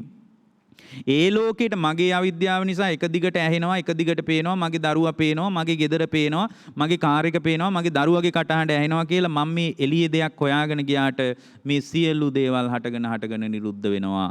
සියල්ල හටගෙන නිරුද්ධ වෙනවා කියලා කියනකොට එයාට කවුරු හරි බනිනවා. බනිනකොට එයාට හිතෙන්නේ ස්පර්ශ ප්‍රත්‍යයෙන් හට ගන්නවා. ස්පර්ශය නිරුද්ධ වෙනකොට නිරුද්ධ වෙලා යනවා. ඒ පරියායෙන් දකින්නකොට කැළඹෙයිද? කැළඹෙන්නේ නැහැ. අර සාරිපුත්ත හාමුදුරුවන්ගේ පිටපුරා එක මිනිහෙක් කඩමණ්ඩියක ගහනවනේ. පිටපුරා පහර ගන්නකොට සාරිපුත්ත හාමුදුරුවෝ අඩි 3ක් 4ක් ඉස්සරහට විසි වුණා කියනවා. ඒක සාරිපුත්ත හාමුදුරුවෝ ඉස්සරහට විසි වෙලා ගියා කියනවා. හැරිලා බැලුවේ නැහැ කියනෝනේ. උන්වහන්සේට කොහොමද හිතුනේ? කයයි පහසයි කයේ විඥානයයි තුන එකතු වුණා. ස්පර්ශේ නිසා වේදනාවක් ජනිත වුණා. වේදනාව නිට්ටියද අනිත්‍යද? අනිත්‍යයි. ඇයි අනිත්‍ය? ස්පර්ශේ නිරුද්ධ වෙනකොට වේදනාව නිරුද්ධ වෙලා යනවා. අනිත්‍ය වශයෙන් දකින්නකොට පින්වත්නි කැළඹෙන්න කොහෙද ඉතුරු වෙන්නේ? දැන් මෙතන කැළඹි යන්න මොකද්ද තියෙන්නේ? පැටලි යන්න මෙතන නැහැනේ මොකක්වත්. මෙන්න මේ පරියායෙන් පින්වත්නි මේ කාරණේ තේරුම් ගන්න. එතකොට මේ පරියායෙන් තේරුම් ගන්නකොට පින්වත්නි ධර්මී පැත්තටම ඔබේ ජීවිතය ඇදිලා එනවා. එතකොට මේ කතාව තේරුම් ගත්තට පස්සේ ඒ හිතේ පින්වත්නි රාගේ හිටින්නේ නැහැ. ද්වේෂේ හිටින්නේ නැහැ. මෝහේ හිටින්නේ නැහැ. රාග ද්වේෂ මෝහ අපේ හිතේ හිටිනවද නැද්ද? හිටිනවා. එතකොට නිදහස් වෙච්ච හිතක පින්වත්නි හරියට නෙළුම් කොලයකට වතුර දැම්මා වගේ. හිටින්න විදියක් නැහැ. හටගෙන නිරුද්ධ වෙනවා. එකක් දෙකක් තුනක් නෙමෙයි. යංකින්චි සමුදය ධම්මං යමක් සමුදය වුණාද යංකින්චි සමුදය ධම්මං සබ්බන්තං නිරෝධ ධම්මං සියල්ලම හට ගන්නවා. සියල්ලම නිරුද්ධ වෙනවා. එතනට හිත හදාගත්තට පස්සේ කැළඹෙන්න දෙයක් නැහැ. කවුරු හරි එහෙම කෙනෙක් කලඹන්න හිතනවා නම් අපිව කලඹන්න බැරිද? පුළුවන්. බැල්මකින් කලඹන්න පුළුවන් අද ලංකාවේ මිනිස්සු. හැරිලා බලලා යාව අවුස්සන්න පුළුවන්. බනින්න ඕනේ නැහැ. කතා කරන්න ඕනේ නැහැ. ගහන්න ඕනේ නැහැ. බැල්මකින් ලංකාවේ දැන් බෞද්ධයෝ කියලා හිතාගෙන ඉන්න සමහර බුද්ධ ශ්‍රාවකයෝ අවුස්සන්න පුළුවන්. නමුත් දැන් මේ සියල්ල තුල හටගෙන නිරුද්ධ වෙන පටිපාටිය දන්න ශ්‍රාවකයා හරියට නෙළුම් කොලයකට වතුර දැම්මා වගේ. නෙළුම් කොළයකට වතුර දැම්මා වගේ. මදුරු පිහාටුවකින් මහා මේරුව වහන්න පුළුවන්ද පින්වත්නි? වහන්න බෑ. ගින්නක් එක්ක පින්වත්නි පළඟැටියෙකුට හැප්පෙන්න පුළුවන්ද? නැසෙන්නේ පළඟැටියාමයි. ඒ උත්තමයා ගින්නක් වගේ. මහා මේරුව වගේ. එයාට ඇහෙන සද්ද මාත්‍රේ නිකම් මදුරු පිහාට්ටක් වගේ. නිකලෙස් හිතේ රාගය රැඳෙන්නේ නැහැ. නිකලෙස් හිතේ ද්වේෂය රැඳෙන්නේ නැහැ පින්වත්නි. නිකලෙස් හිතේ මෝහයට රැඳෙන්න ඉඩක් නැහැ. ඒ කතාව තේරුම් ගන්න. එතකොට මේ නිකලෙස් හිත සම්පූර්ණයෙන්ම උද්ගත වෙන්නේ සියල්ල තුල හටගෙන නිරුද්ධ වෙන පටිපාටිය දැනගත්තාම. ඒ කතාව ඉතාම හොඳින් තේරුම් ගන්න. ඊළඟට අපි ආශ්‍රව ගැන පරියාය ගැන මතක් කරනවා. ආශ්‍රව කියලා කියන්නේ ආශ්‍රව ගැනත් ආකාර 6ක් පැහැදිලි කරනවා. බුදුරජාණන් වහන්සේ වදාරනවා පින්වත් මහණෙනි මේ ආශ්‍රව දැනගන්න කියනවා. ආසවා භික්කවේ වේදිතබ්බා. ආශ්‍රව මොනවද? ආශ්‍රව 3ක් තියෙනවා. තයෝ මේ භික්කවේ ආසවා. ආශ්‍රව 3යි තියෙන්නේ. මොනවද ආශ්‍රව 3? කාමාශ්‍රව, භවආශ්‍රව, අවිජ්ජාශ්‍රව. මෙන්න මේ ආශ්‍රව කියලා කියන්නේ ආශ්‍රව කියන්නේ කෙලෙස් වලට පින්වත්නි. ආශ්‍රව කියන්නේ පල් වෙන දේවල් වලට. ඒ කාලේ තිබ්බ සමහර මත් වෙන්න මිනිස්සු පාවිච්චි කරපු දේවල් වලටත් ආශ්‍රව කියලා තියෙනවා. ආශ්‍රව කියන්නේ පල් වෙනවා, පල් වෙවි හිතේ තියෙනවා. එතකොට මේ කාමාශ්‍රව, භවආශ්‍රව, අවිජ්ජාශ්‍රව, භවආශ්‍රව එහෙම අපිට හරියට තියෙනවා. භවයේ රැඳිලා ඉන්න පුදුම කැමැත්තක් තියෙනවා අපේ හිතේ. භවේ නම් මොහොතක්වත් රැඳිලා සිටිය යුතු නෑ කියලා භාග්‍යවතුන් වහන්සේ හේතුඵල සහිතව පැහැදිලි කරලා තියෙද්දි තව දුරටත් භවේ රැඳිලා ඉන්න අපේ හිතේ ආශ්‍රව තියනවද නැද්ද? ඇතම් කෙනෙකුට නැති වෙන්න පුළුවන්. නමුත් බොහෝ පිරිසකට තියෙනවා. ආශ්‍රව 3 දැනගන්න ඕන. මේ කාමාශ්‍රව, භවආශ්‍රව, අවිජ්ජාශ්‍රව කියන ආශ්‍රව නිසා තමයි පින්වත්නි ඉපදෙමින් මැරෙමින් සංසාරේ යන්නේ. කතමෝච භික්කවේ ආසවා නිදාන සම්භව. ආශ්‍රව ඇති වෙන්නේ මොකක් නිසාද කියලා දැනගන්න ඕන. ආශ්‍රව ඇති වෙන්නේ පින්වත්නි අවිද්‍යාව නිසා. අවිජ්ජා භික්කවේ ආසවාන නිදාන සම්භව. ආශ්‍රව ඇති වෙන්නේ අවිද්‍යාව නිසා. අවිද්‍යාව නිසා තමයි යාට මේ කාම භූමියේ කාම ධාතුවේ රැඳිලා ඉන්න කියලා හිතෙන්නේ. ආශ්‍රව නිසා තමයි දිව්‍ය ලෝකවල යන්න ඕන. දිව්‍ය ලෝකවල ගිහින් හරි කමක් නැහැ. පොඩ්ඩක් කැරකිලා ඉන්න ඕන. මෙහෙම ඉන්න ඕන, දුක් විඳ හරි ඉන්න ඕන කියලා හිතෙන්නේ අවිද්‍යාව නිසා. අවිද්‍යාව කියන්නේ එයාට දුක ගැන තේරෙන්නේ නැහැ. අවිද්‍යාව තෝරන්නේ කොහොමද? දුක්ඛේ අඥානං, දුක්ඛ සමුදය අඥානං, දුක්ඛ නිරෝධේ අඥානං, දුක්ඛ නිරෝධගාමිනී පටිපදාය අඥානං. ඔය හතරට කියනවා අවිද්‍යාව කියලා. එයා දුක ගැට ගැහෙන විදිය දන්නේ නැහැ. දුක ගැට ගැහෙන පටිපාටිය එයා දන්නේ නැහැ පින්වත්නි. එතකොට මේ ආශ්‍රව මුල් කරගෙන ආශ්‍රව වලට හේතුව තමයි අවිද්‍යාව. ඒතර අවිද්‍යාවෙන් වැහිලා ගියාට පස්සේ ඒ අවිද්‍යාවෙන් වැහිච්ච සත්වයා පව් කරනවා. ඇත්තටම අවිද්‍යාව නිසාමයි පින් කරන්නේ. ඇත්තටම පින කියන්නේ අවිද්‍යාවේ නියෝජනයක් එක පැත්තකින්. ඒකෙන් කියවෙන්නේ නැහැ බුද්ධ ශ්‍රාවකෙක් පින් කරන්නේ නැහැ කියලා. පිනට බය වෙන්න එපා කියලා බුදුරජාණන් වහන්සේ මතක් කළානේ මා පුඤ්ඤ බායි කියලා සූත්‍රයක. පිනට බය වෙන්න එපා කියලා. නමුත් පින තුල පින්වත්නි නැවත අපේ ජීවිතේ භවය ප්‍රාර්ථනා කරන ගතියක් තියෙනවද නැද්ද? අපේ ජීවිතවල තියෙනවා. ඒතර යම් කෙනෙක් පින් කරලා සුගතියේ යන්න ප්‍රාර්ථනා කරන්නේ පින කියන්නේ සංස්කාරයක්. පින කියන්නේ සංකාරයක්. ඒතර සංස්කාරයේ ප්‍රත්‍ය කරගෙන තමයි විඥානේ එක එක තැන්වල ගිහින් බැහැගන්නේ. අපේ විඥානේ එක එක තැන්වල බැහැගන්නේ සංකාර ප්‍රත්‍ය කරගෙන සංස්කාරපච්චය විඥානං කියලා කියන්නේ. එතකොට සංස්කාර 3ක් තියෙනවානේ මොනවද? පුඤ්ඤාභි සංකාර, අපුඤ්ඤාභි සංකාර, ආනිඤ්ඤාභි සංකාර කියලා. පිනට අනුවත් විඥානේ බහිනවා, පවට අනුවත් විඥානේ බහිනවා, ධාන සිත් වලට අනුවත් ආනිඤ්ඤාභි සංකාර. ධාන සිත් වලට අනුවත් විඥානේ පැලවෙනවා. කොහෙද පැලවෙන්නේ? බඹලොව. එතකොට මේ විඥානයේ කිසිම තැනක පැල නොවන විදියට අනිදස්සන විඥානයක්, අපපතිට්ඨිත විඥානයක්, නොපිහිටන විඥානයක් පිණිස තමයි නැවත විඥානයේ පැලවෙන්න ගෘහයක් හැදෙන්නේ නැති විදියටම ඕක සාරී කියලා ඒකට කියන්නේ. විඥානයේ පැලවෙන්නේ පින්වත්නි විඥානයේ පැලවෙන්න රූපය කියන්නේ ඕකයක්, වේදනාව කියන්නේ ඕකයක්, සංඥාව ඕකයක්, සංකාරය ඕකයක්. රූප වේදනා සංඥා සංකාර මුල් කරගෙන තමයි විඥානෙ පිහිටන්නේ. රූප වේදනා සංඥා සංකාර උපාදානීය ස්වභාවයක් නැත්තම් විඥානෙට පිහිටා සිටින්න තැනක් නැති වෙනවා. විඥාණයට පිහිටා සිටින්න තැනක් නැති වෙනවා. විඥාණය පිහිටා සිටින්නේ පින්වත්නි රූප වේදනා සංඥා සංකාර තුල. මේවා උපාදානය වෙන්න විඥාණය පිහිටන්ට ලස්සන ගයක් හැදෙනවා. ලස්සන ගයක් හැදෙනවා. ඒ ගේ විඥාණය පිහිටනවා. කොතන විඥාණය පිහිටියත් එතන දුක තියනවද නැද්ද? දුක තියනවා. ඒ නිසා අවිද්‍යාව නිසා තමයි ආශ්‍රවත් එක්ක අපේ ගනුදෙනුව හැදෙන්නේ. බුදුරජාණන් වහන්සේ වදාරනවා කතමෝච භික්කවේ ආසවා නිදාන සම්භවෝ ආශ්‍රවවල නිදානයේ තමයි අවිද්‍යාව. ඊළඟට භාග්‍යවතුන් වහන්සේ වදාරනවා කතමාච භික්කවේ ආසවානං වේමත්තතා ආශ්‍රවවල වේමත්තතාවේ විවිධත්වයක් දැනගන්න කියනවා. මොනවද ආශ්‍රවවල විවිධත්වය? පින්වත්නි බුදුරජාණන් වහන්සේ වදාරනවා මහණෙනි සමහර ආශ්‍රව නිරේ කරා රැගෙන යනවා කියනවා. මේ දේශනාව බලන්න ඒකයි මම කිව්වේ මේ දේශනාවේ මතක් වෙනවා ගැඹුරින් පිනවත් අභිනන්දනයේ නොකළ යුතු බව. මෙතන මේ දේශනාවෙම තියෙනවා පින්වත්නි මහණෙනි නිරේ කරා රැගෙන යන ආශ්‍රව ඇත්තාහ. මහණෙනි තිරිසන් යෝනිය කරා අරගෙන යන ආශ්‍රව තියෙනවා. මහණෙනි പ്രേත විශේෂ කරා රැගෙන යන ආශ්‍රව ඇත්තාහ. මම මේ තියෙන විදියට කියන්නේ. මහණෙනි මිනිස් ලෝක කරා රැගෙන යන ආශ්‍රව ඇත්තාහ. එහෙනම් මිනිස් ලෝකෙට එන්නේත් මොකක් නිසාද? ආශ්‍රව තියෙනවා. මහණෙනි ඔන්න බලන්න මහණෙනි දෙව්ලොව කරා යන ආශ්‍රව ඇත්තාහ. පින කරලා දිව්‍ය ලෝකේ යන ආශ්‍රව තියෙනවා. එහෙනම් පිනට බර වෙච්ච ආශ්‍රව නියෝජනයකුත් තියෙනවද නැද්ද? තියෙනවා. ආශ්‍රව රැස් වෙන්නේ කුමක් නිසාද? අවිද්‍යාව නිසා. එහෙනම් පින තුලම බැහැගෙන පින තුලම දායාද වෙගෙන යම් ශ්‍රාවකෙක් ඉන්නවා නම් එයා ඒ පිනටම වැඳගෙන ඉන්නේ අවිද්‍යාව නිසා. අවිද්‍යාව නිසා.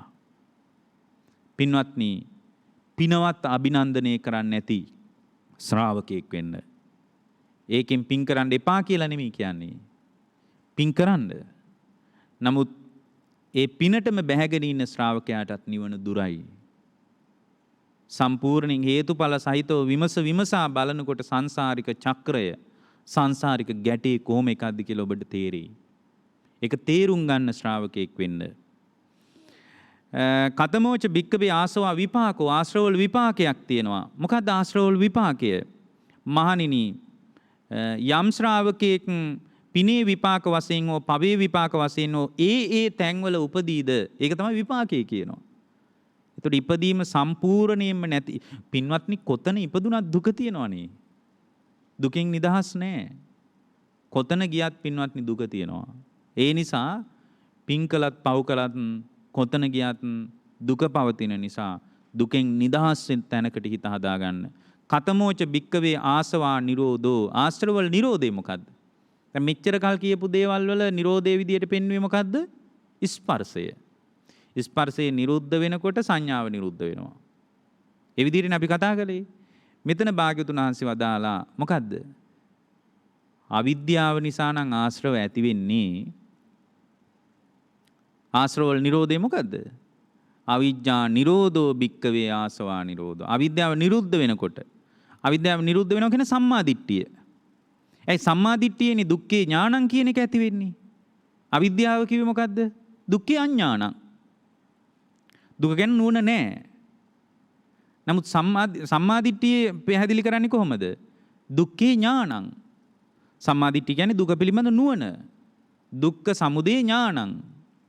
දුකේ සමුදය පිළිබඳ නුවණ. දුක්ඛ නිරෝධේ ඥානං. දුක නිරෝධ වීම පිළිබඳ නුවණ. දුක නිරුද්ධ කරන පටිපදාව පිළිබඳ නුවණ. එතකොට මේ නුවණ ඇති වෙනකොටම එයාට තේරෙනවා මේ කිසිම තැනක රැඳිය යුතු නැහැ. සියල්ලෙන් නිදහස් විය යුතුයි කියන අදහස එනවා. අවිද්‍යාව නිරුද්ධ වෙනකොට ආශ්‍රව නිරුද්ධයි. ප්‍රතිපදාව අයමේව ආර්යෝ අට්ටංගිකෝ මග්ගෝ ආසව නිරෝධගාමිනී පටිපදා.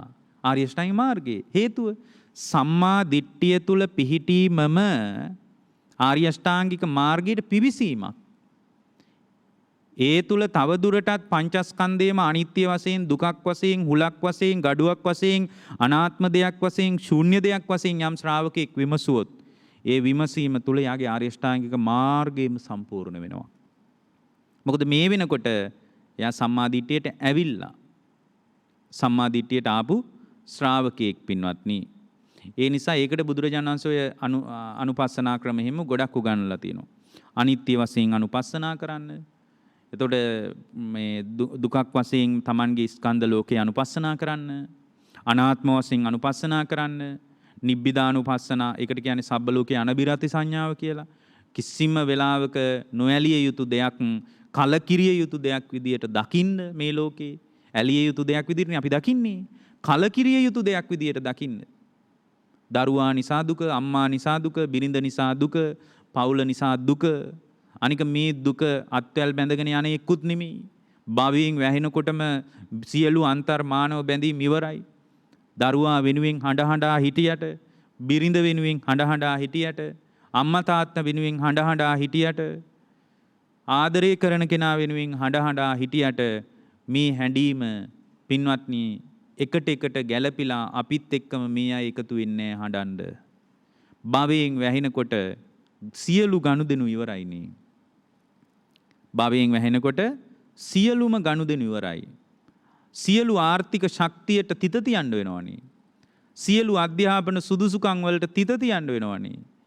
එතකොට එයා ඉංජිනේරුවෙක් වුණත් ආයේ පෙරපාසල් යන්න ඕනනේ මෙහි ආවොත්. ඉංජිනේරුවෙක් පවා නැවත නැවත පෙරපාසල් යවන සංසාරයක් නෙමේක. විශේෂඥ වෛද්‍යවරයෙක් පවා නැවත නැවත අයන්න කියවන සංසාරයක් නෙමේක. මෙහි මනුස්ස ලෝකෙට ආවොත් යන්තම් හරි. ඒ මෙහෙට ආවොත් නේ නිරේට ගියොත් නිරේ දුකට විකල්පයක් විදියට සානුකම්පිත මෙහි නිර්ණායක ඉදිරිපත් කරලා හරියන්නේ නැහැ. මෙහි අධිකරණයට ශ්‍රේෂ්ඨාධිකරණයට කරුණු කියන්න පුළුවන්. එහෙම කිව්වට පස්සේ සාධාරණ ඉල්ලන්න පුළුවන්. නිරේ සාධාරණේ කොහෙන් ඉල්ලන්නද පින්වත්නි? പ്രേත ලෝකේ කොහෙද සාධාරණයක්? මම මේ පහුගිය දවස්වල දැක්ක එක ඡායාරූපයක්. පුංචි වඳුරු පැටියෙක් මේ වාහනයකට අහුවෙලා වාහනයක් චප්ප කරගෙන ගිහින්. එතකොට මේ පුංචි වඳුරු පැටියාගේ පණ ගැහෙනවා. එතකොට මේ වඳුරු පැටියා මේ වඳුරු අම්මා මේ අරගෙන හොල්ලනවා මෙහෙම. කාගෙන් සාධාරණ ඉල්ලන්නද? තිරිසන් ලෝකේ කොහෙද සාධාරණයක්? මෙහි පුළුවන් ඕන නම් අධිකරණයට යන්න. මානව හිමිකම් කඩ වුණා කියලා කෑ ගහන්න පුළුවන්. උද්ඝෝෂණ කරන්න පුළුවන්. තිරිසන් ලෝකේ පින්වත්නි කොහොමද එහෙම කරන්නේ?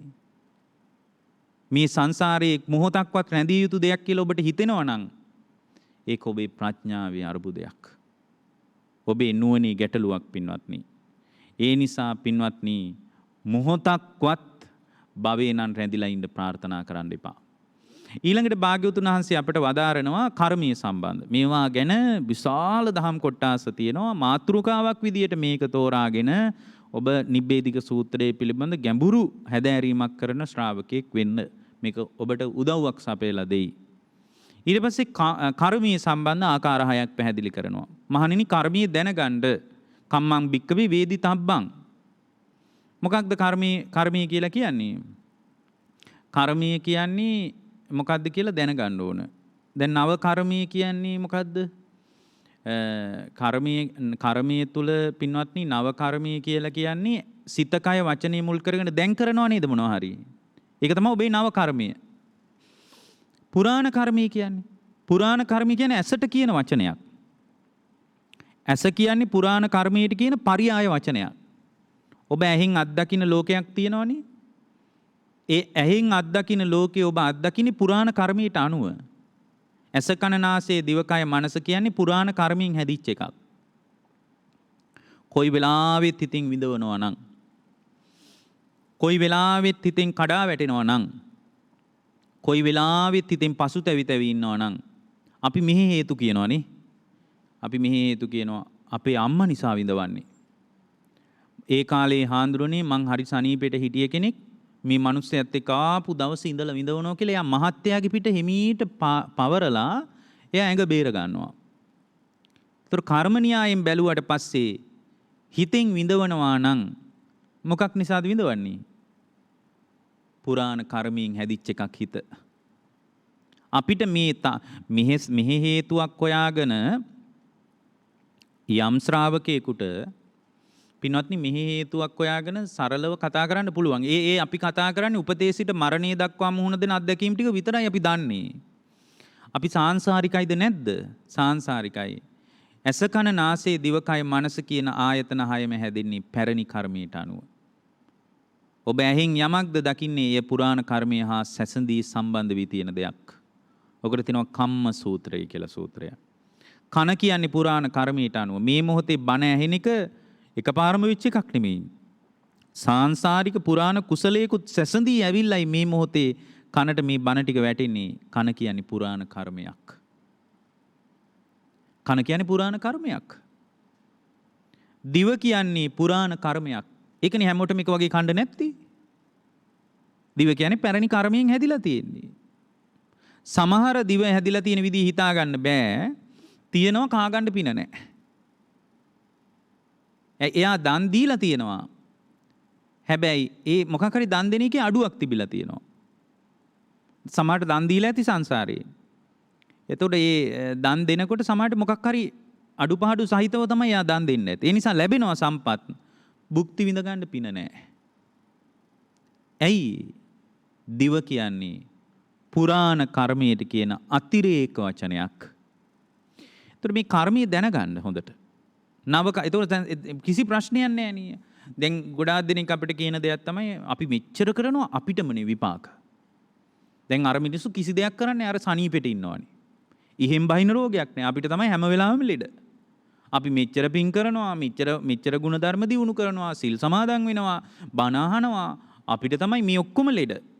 නමුත් අර අහවලා ඉන්නවා බණකුත් නෑ, දාමකුත් නෑ, ධර්මීකුත් නෑ, ගුණ ධර්මත් නෑ. කාලා බීලා ඔහේ ඉන්නවා පංච දුස්චරිතේම කර. ඉහෙන් බහින ලෙඩක් නෑනේ. එහෙනම් මේ ධර්මය ධර්මයක් නෙමෙයි. අපි මේ ධර්මයේ කියලා අල්ලගත්තට වැඩක් නෑ. අපිත් හිතේ හැටියට පව් කර ඉමු කියලා කෙනෙක් සමහරට යානික් පැත්තට යන්නත් පුළුවන්. එයාට තේරෙන්නේ සිත කය වචනේ කියන්නේ නව කර්මයක් කියලා. දැන් එයා සිල් රකින්න එක නව කර්මයක් නේ. ඇස පුරාණ කර්මෙන් හැදිලා නේ.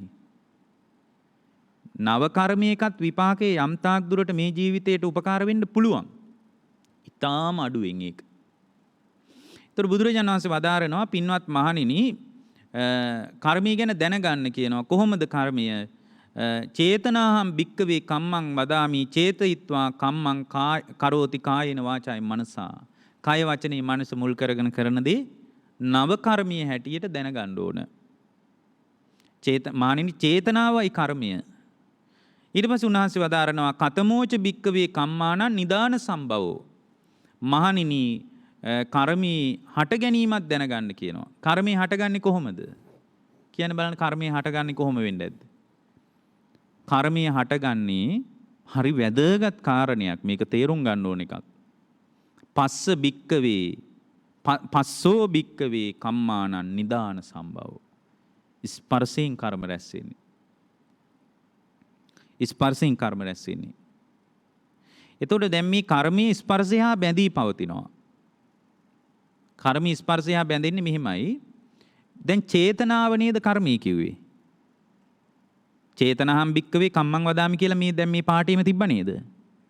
චේතනා පහළ වෙන්නේ ඇයි පින්වත්නි?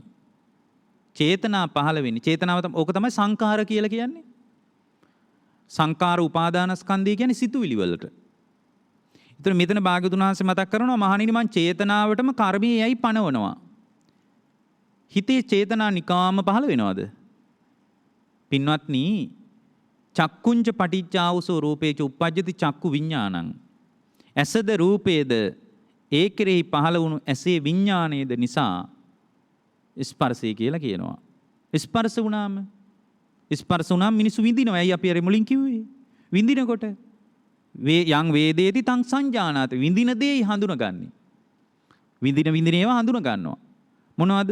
ඇස හරහා විඳීම හට ගන්නකොට රූප හඳුන ගන්න. ඇස හරහා විඳිනකොට ඒ විඳින දේ හඳුන ගන්නවා. රූප හඳුන ගන්නවා, ශබ්ද හඳුන ගන්නවා කියලා සංඥාව කතා කරේ. හඳුනා ගන්නකොට ඊට අනුව හිතේ සිතුවිලි ජනිත වෙන්නේ නැද්ද? වේදනාවට අනුව හිතේ සිතුවිලි ජනිත වෙනවා. දැන් ඇහෙන් රූපයක් දැක්කට පස්සේ ඒ රූපය Tamanට ඒ රූපේ මුල් කරගෙන යා වුණ අඳුන ගන්නවා. ඔන්න රූප සංඥාවක් පහළ වුණා. සංඥා ස්කන්ධයකුත් පහළ වුණා. ඊට අනුව යාට රූපේ ලස්සනයි නම් සුඛාස්වාදයකුත් ඇති වුණා. සුඛාස්වාදය කියන්නේ වේදනා ස්කන්ධයකුත් ඔන්න පහළ වුණා. ඊට පස්සේ පින්වත්නි ඊට අනුව යාගේ සිතුවිලි ජනිත වෙන්නේ නැද්ද? මනාප රූපයක් නම් රාගය වගේ දෙයක් ඇති වෙන්න පුළුවන්. අමනාප රූපයක් නම් ද්වේෂය වගේ සිතුවිල්ලක් ඇති වෙන්න පුළුවන්. සමහර විට අහගෙන ඉන්න එක ධර්මයට බර නම් එතනත් සංස්කාරයක් ඇති වෙන්න පුළුවන්. දැන් මේ දේශනාව තේරෙනවා නම් සද්ධාව හිතේ ජනිත වෙන්න පුළුවන්. සිතුවිල්ලක් ජනිත වුණා. එතකොට මේ මෙතන භාගතුන් වහන්සේ වදාන චේතනාහම් භික්කවේ කම්මං වදාමි. චේතනාවම තමයි මහණෙනි මං කර්මයේයි පණවන්නේ. ඊට පස්සේ ඊළඟට කියනවා මහණෙනි උන්වහන්සේ මතක් කරනවා කතමෝච භික්කවේ කම්මානං නිදාන සම්භවෝ. කර්මී නිදානය පස්සෝ භික්කවේ කම්මානං නිදාන සම්භවෝ. ස්පර්ශයෙන් තමයි සම්පූර්ණ කර්මයේ පසුබිම හට ගැනීම සිද්ධ වෙන්නේ. පින්වත්නි දැන් හිතේ සිතුවිලි ජනිත වුණේ මොකක් නිසාද? ඇහැයි රූපයයි ඇහි විඥානයයි තුන එකතු වීම නිසා නේද? හඳුනාගෙන ඊට අනුව සුඛාස්වාදයක් ඇති වෙලා ඊට අනුව හිතේ රාගය හෝ ද්වේෂය හෝ බණ ටික අහගෙන ඉන්න වෙලාවේ නම් සද්ධාව හෝ සිතුවිලි ජනිත වුණේ මොකක් නිසාද? සංකාර ඇති වුණේ. ස්පර්ශ නිමිති මුල ස්පර්ශේ. බලන්න කොච්චර ලස්සනට ගැලපිලා යනවද කියලා. එහෙනම් ස්පර්ශේ නිසා තමයි කර්ම රැස් වෙන්නේ. ස්පර්ශේ හටගෙන නිරුද්ධ වෙනවා කියලා තේරුම් ගත්තට පස්සේ පින්වත්නි කර්මය නිරුද්ධයි.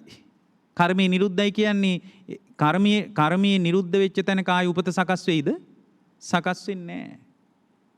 ඊට පස්සේ භාග්‍යවතුන් වහන්සේ වදාරනවා පින්වත් මහණෙනි කතමාච භික්කවේ කම්මානං වේමත්තතා කර්මී වේමත්තතාවේ විවිධත්වයේ දැනගන්න කියනවා. කර්මී විවිධත්වයේ තමයි මොන කර්ම කරත් පින්වත්නි එක්කෝ නිරේ ගොස් විඳිය යුතු කර්ම තියෙනවා. එක්කෝ තිරිසන් යෝනියේ ගිහින් විඳවිය යුතු කර්ම තියෙනවා. ඒක තමයි මේ ආයතන හයේ කතාව දන්නේ නැති වුණාම හැම වෙලාවකම කර්ම රැස් වෙනවද නැද්ද? රැස් වෙනවා. අපිට යම්තම් මේ ධර්මයක් තියෙන නිසා මේ ගුණ ධර්මයක් සහිතව ඉන්න නිසා යම් පාලනයක් අපිට ඒකේ තියෙනවා. නමුත් ඒ තුලත් අපිට කර්ම රැස් වෙනවා. ඊට පස්සේ උන්වහන්සේ වදාරනවා මහණෙනි പ്രേත විශේෂ විඳිය යුතු කර්ම තියෙනවා. මිනිස් ලෝකයේදී විඳිය යුතු කර්ම තියෙනවා. දෙව්ලොව ගොස් විඳිය යුතු කර්ම තියෙනවා. එතකොට කර්මය තමයි කර්මයේ නිසා කර්මයේ වේමත්තතාවයක් තියෙනවා. කර්මයේ විවිධත්වයක් තියෙනවා. එතකොට මේ කර්මයේ විවිධත්වයෙන් සම්පූර්ණ නිදහස් වෙන පටිපාටිය භාග්‍යවතුන් වහන්සේ වදාරනවා. කතමෝච භික්කවේ කම්මානං විපාකෝ. පින්වත් මහණෙනි කර්මී විපාකයේ යනු කුමක්ද? උන්වහන්සේ මතක් කරනවා විපාකයේ විදියට මෙතන දිට්ඨ සම්පූර්ණයෙන් දිත්තේව ධම්මේ උපපජ්ජ වේදිනේවා අපරාපරියේවා කියලා මෙතන පැහැදිලි වෙනවා කර්මී තුන් ආකාරයක්. එතන තුන පැහැදිලි කරන්නේ පොදුවේ. කර්ම කියන්නේ බොහොම විශාල පරාසයක්. විපාක වශයෙන් විවිධයි. ඊට පස්සේ කර්මයේ Taman උත්පත්ති ස්ථාන වශයෙන් විවිධත්වයක් පවතිනවා. මේ විදිහට කර්මී කියන්නේ මහා පළල මාතෘකාවක්. මෙතන පැහැදිලි කරන්නේ මහණෙනි කර්මයාගේ විපාකේ තුන්වැදෑරුම් කියලයි. මොනවද තුන්වැදෑරුම්? මෙලොවදී විපාක දෙන කර්ම තියෙනවා. පොදුවේනේ දැන් මේ කතා කරන්නේ. ඊළඟ භවයේදී විපාක දෙන කර්ම තියෙනවා. එහෙමත් නැත්නම් කවර හෝ භවයක විපාක දෙන කර්ම තියෙනවා. පොදුවේ මේ කියන්නේ. ඇත්තටම සම්පූර්ණ කර්මයේ ගත්තට පස්සේ ඔච්චරනේ. විපාක වශයෙන් විවිධත්වය ගැන අපිට කතා කරන්න පුළුවන්. උත්පත්ති ස්ථානීය වශයෙන් විවිධත්වය ගැන කතා කරන්න පුළුවන්. නමුත් කර්මයේ පොදුවේ ගත්තොත් එහෙම මෙහිදි විපාක දෙනවා. එක්ක ඊළඟ ආත්මේ විපාක ඊළඟ ජීවිතේ විපාක දෙනවා. එක්ක මැරෙන සම්පූර්ණ නිවන් දකින්න තාක්කල් විපාක දෙනවා. සමහර කර්ම එහෙම තියෙනවනේ. එහෙමනම් මේ කර්මයෙන් නිදහස් වීමද වටින්නේ නැද්ද? නිදහස් වීමමයි වටින්නේ. කතමෝච භික්කවේ කම්ම නිරෝධෝ. කර්මයේ නිරෝධය කියන්නේ මොකද්ද? කර්මයේ නිරෝධය. දැන් මේ දේශනා පටිපාටියම තේරුම් ගත්ත කෙනෙකුට ඒක තේරුම් ගන්න පුළුවන්. පස්ස නිරෝධෝ භික්කවේ කම්ම නිරෝධෝ. ස්පර්ශේ නිසානම් කර්මයේ සම්පූර්ණයෙන්ම නිදාන සම්භවයේ උනේ. ස්පර්ශේ නිසානම් කර්මයේ හට ගැනීමේ පසුබිම උනේ. ස්පර්ශේ නිරුද්ධ වුණොත් කර්මයේ නිරුද්ධයි. ස්පර්ශේ නිරුද්ධ වෙන බව මේ මොහොතේ සුතමේ ඥාණයෙන් දැකගෙන Tamanගේ ජීවිතයේ කර්ම වැඩෙන විදිය ටිකක් භාවනා කරලා බලන්න. ඒතර පැහැදිලි ලෙස පිරිසුදු ලෙස දැක ගන්න පුළුවන්. අයමේව අරියෝ අට්ටංගිකෝ මග්ගෝ කම්ම නිරෝධගාමිනී පටිපදා. පින්වත් මහණෙනි කර්මයේ නිරුද්ධ කරන ප්‍රතිපදාව ආර්ය අෂ්ටාංගික මාර්ගයයි. සම්මා දිට්ඨියටපත් වුණාට පස්සේ යාට තේරෙනවා හටගෙන නිරුද්ධ වෙන නිසා කිසිම තැනක රැඳිය යුතු නෑ. සම්මා දිට්ඨියෙන් යා තේරුම් ගන්නවා. සම්මා දිට්ඨිය තුල දැනගන්නවා මේ සම්පූර්ණයෙන්ම කර්මය නැවත නැවත මටම පහර ගහන බව. ඒතර ඒක තේරුම් ගත්තට පස්සේ යා දැනගන්නවා මේ සියල්ල තුල හටගෙන නිරුද්ධ වී යන බව. ඒ නිසා කිසිවකවත් බැඳිය යුතු බව බැඳිය නොවිය යුතු බව දැන ගැනීම තුළ එයාට ප්‍රතිපදාවක් විදිහට ආර්ය අෂ්ටාංගික මාර්ගයේ උපකාරයක් තියෙනවා. අවසාන දහම් කොටාසේ තමයි බුදුරජාණන් වහන්සේ වදාරනවා මහණෙනි දුක ගැන දැනගන්න කියනවා. දුක ගැන දැනගන්න කියනවා. දුක්ඛම් භික්ඛවේ වේදිතබ්බං මේ ඔක්කොම හකුලලා තමයි දැන් මේ කියන්නේ එක පැත්තකින්. එකට පැහි ආවා මේක ලස්සනට. දුක්ඛම් භික්ඛවේ වේදිතබ්බං මහණෙනි දුක දැනගන්න කියනවා. මොනවද දුක? මොනවද දුක නැත්තේ පින්වත්නි? හැම තැනකම පින්වත්නි දුකනේ තියෙන්නේ. හැම තැනකම දුක තියෙන්නේ. මොනවද දුක? ජාතිපි දුක්ඛා ජාතිය දුකයි. ජරාපි දුක්ඛා ජරාව දුකයි. ව්‍යාධිපි දුක්ඛෝ මරණම්පි දුක්ඛං ශෝක පරිදේව දුක්ඛ දෝමනස් උපායාසා දුක්ඛා යම් පිච්ඡන්න ලබති සම්පි දුක්ඛං සංකිට්ඨේන පංච උපාදානස්කන්ධා දුක්ඛ. කෙටියෙන් කිව්වොත් පංචස්කන්ධයයි දුක. පින්වත්නි කෙටියෙන් කිව්වොත් පංචස්කන්ධේ දුක. දැන් මේ දුක කියන්නේ ජාතියයි දුක. එතකොට දැන් මෙහි ඉන්න කෙනෙකුට හිතෙන්න පුළුවන් ජාතිය නෙමෙයි දුක. දුක කියන්නේ සෙනසුරුගේ අවුලක් නිසා ගොඩ නැගිච්ච එකක්. දැන් ලංකාවේ මිනිසුන්ට එහෙම හිතෙන්න පුළුවන්. දුක කියන්නේ මොකක් හරි ග්‍රහයෙක් නීච වීම නිසා අපි අත්විඳින දෙයක්. දුක කියන්නේ කේන්දරයේ තිබ්බ අවුලක්. දුක කියන්නේ gedara දොරේ ප්‍රශ්නයක්. මේ භූමි දෝෂයක්. එහෙම හිතනවනේ මිනිස්සු. මොකක් හරි මේ භූමිය අවුලක් ඒකයි මේ දුක. පින්වත්නි භාග්‍යවතුන් වහන්සේගේ ධර්මයට අනුව ඒක ගැලපෙන්නේ නැහැ. උන්වහන්සේ වදාළේ ඔක්කොම දුක ජාතිය නිසා. උපන් නිසා නෙමෙයිද විඳවන්නේ. උපන් නිසා තමයි මේ ඔක්කොම කායික මානසික දුක්. එතකොට මේ දුක හකුලලා කිව්වොත් පංච උපාදානස්කන්ධය තමයි දුක. පංච උපාදානස්කන්ධය තමයි දුක. ඒක ගැන අපිට දීර්ඝ පැහැදිලි කරන්න කාලෙ නෙමෙයි. ඊට පස්සේ භාග්‍යවතුන් වහන්සේ මතක් කරනවා කතමෝච භික්කවේ දුක්ඛස්ස නිදාන සම්භවෝ. පින්වත් මහණෙනි දුකේ පසුබිම හා හට ගැනීම දැනගන්න කියනවා. දුකේ හට ගැනීම මොකද්ද? දුකේ හට ගැනීම තමයි තණ්හා භික්කවේ දුක්ඛස්ස නිදාන සම්භවෝ. දුකට හේතුව තණ්හාව පින්වත්නි. තණ්හාව රූප තණ්හා ඇති වෙන්න පින්වත්නි දුකයි සම්භවය වෙන්නේ. ඒ නිසා මේ දුකේ ස්වභාවය ගැඹුරින් තේරුම් ගන්න.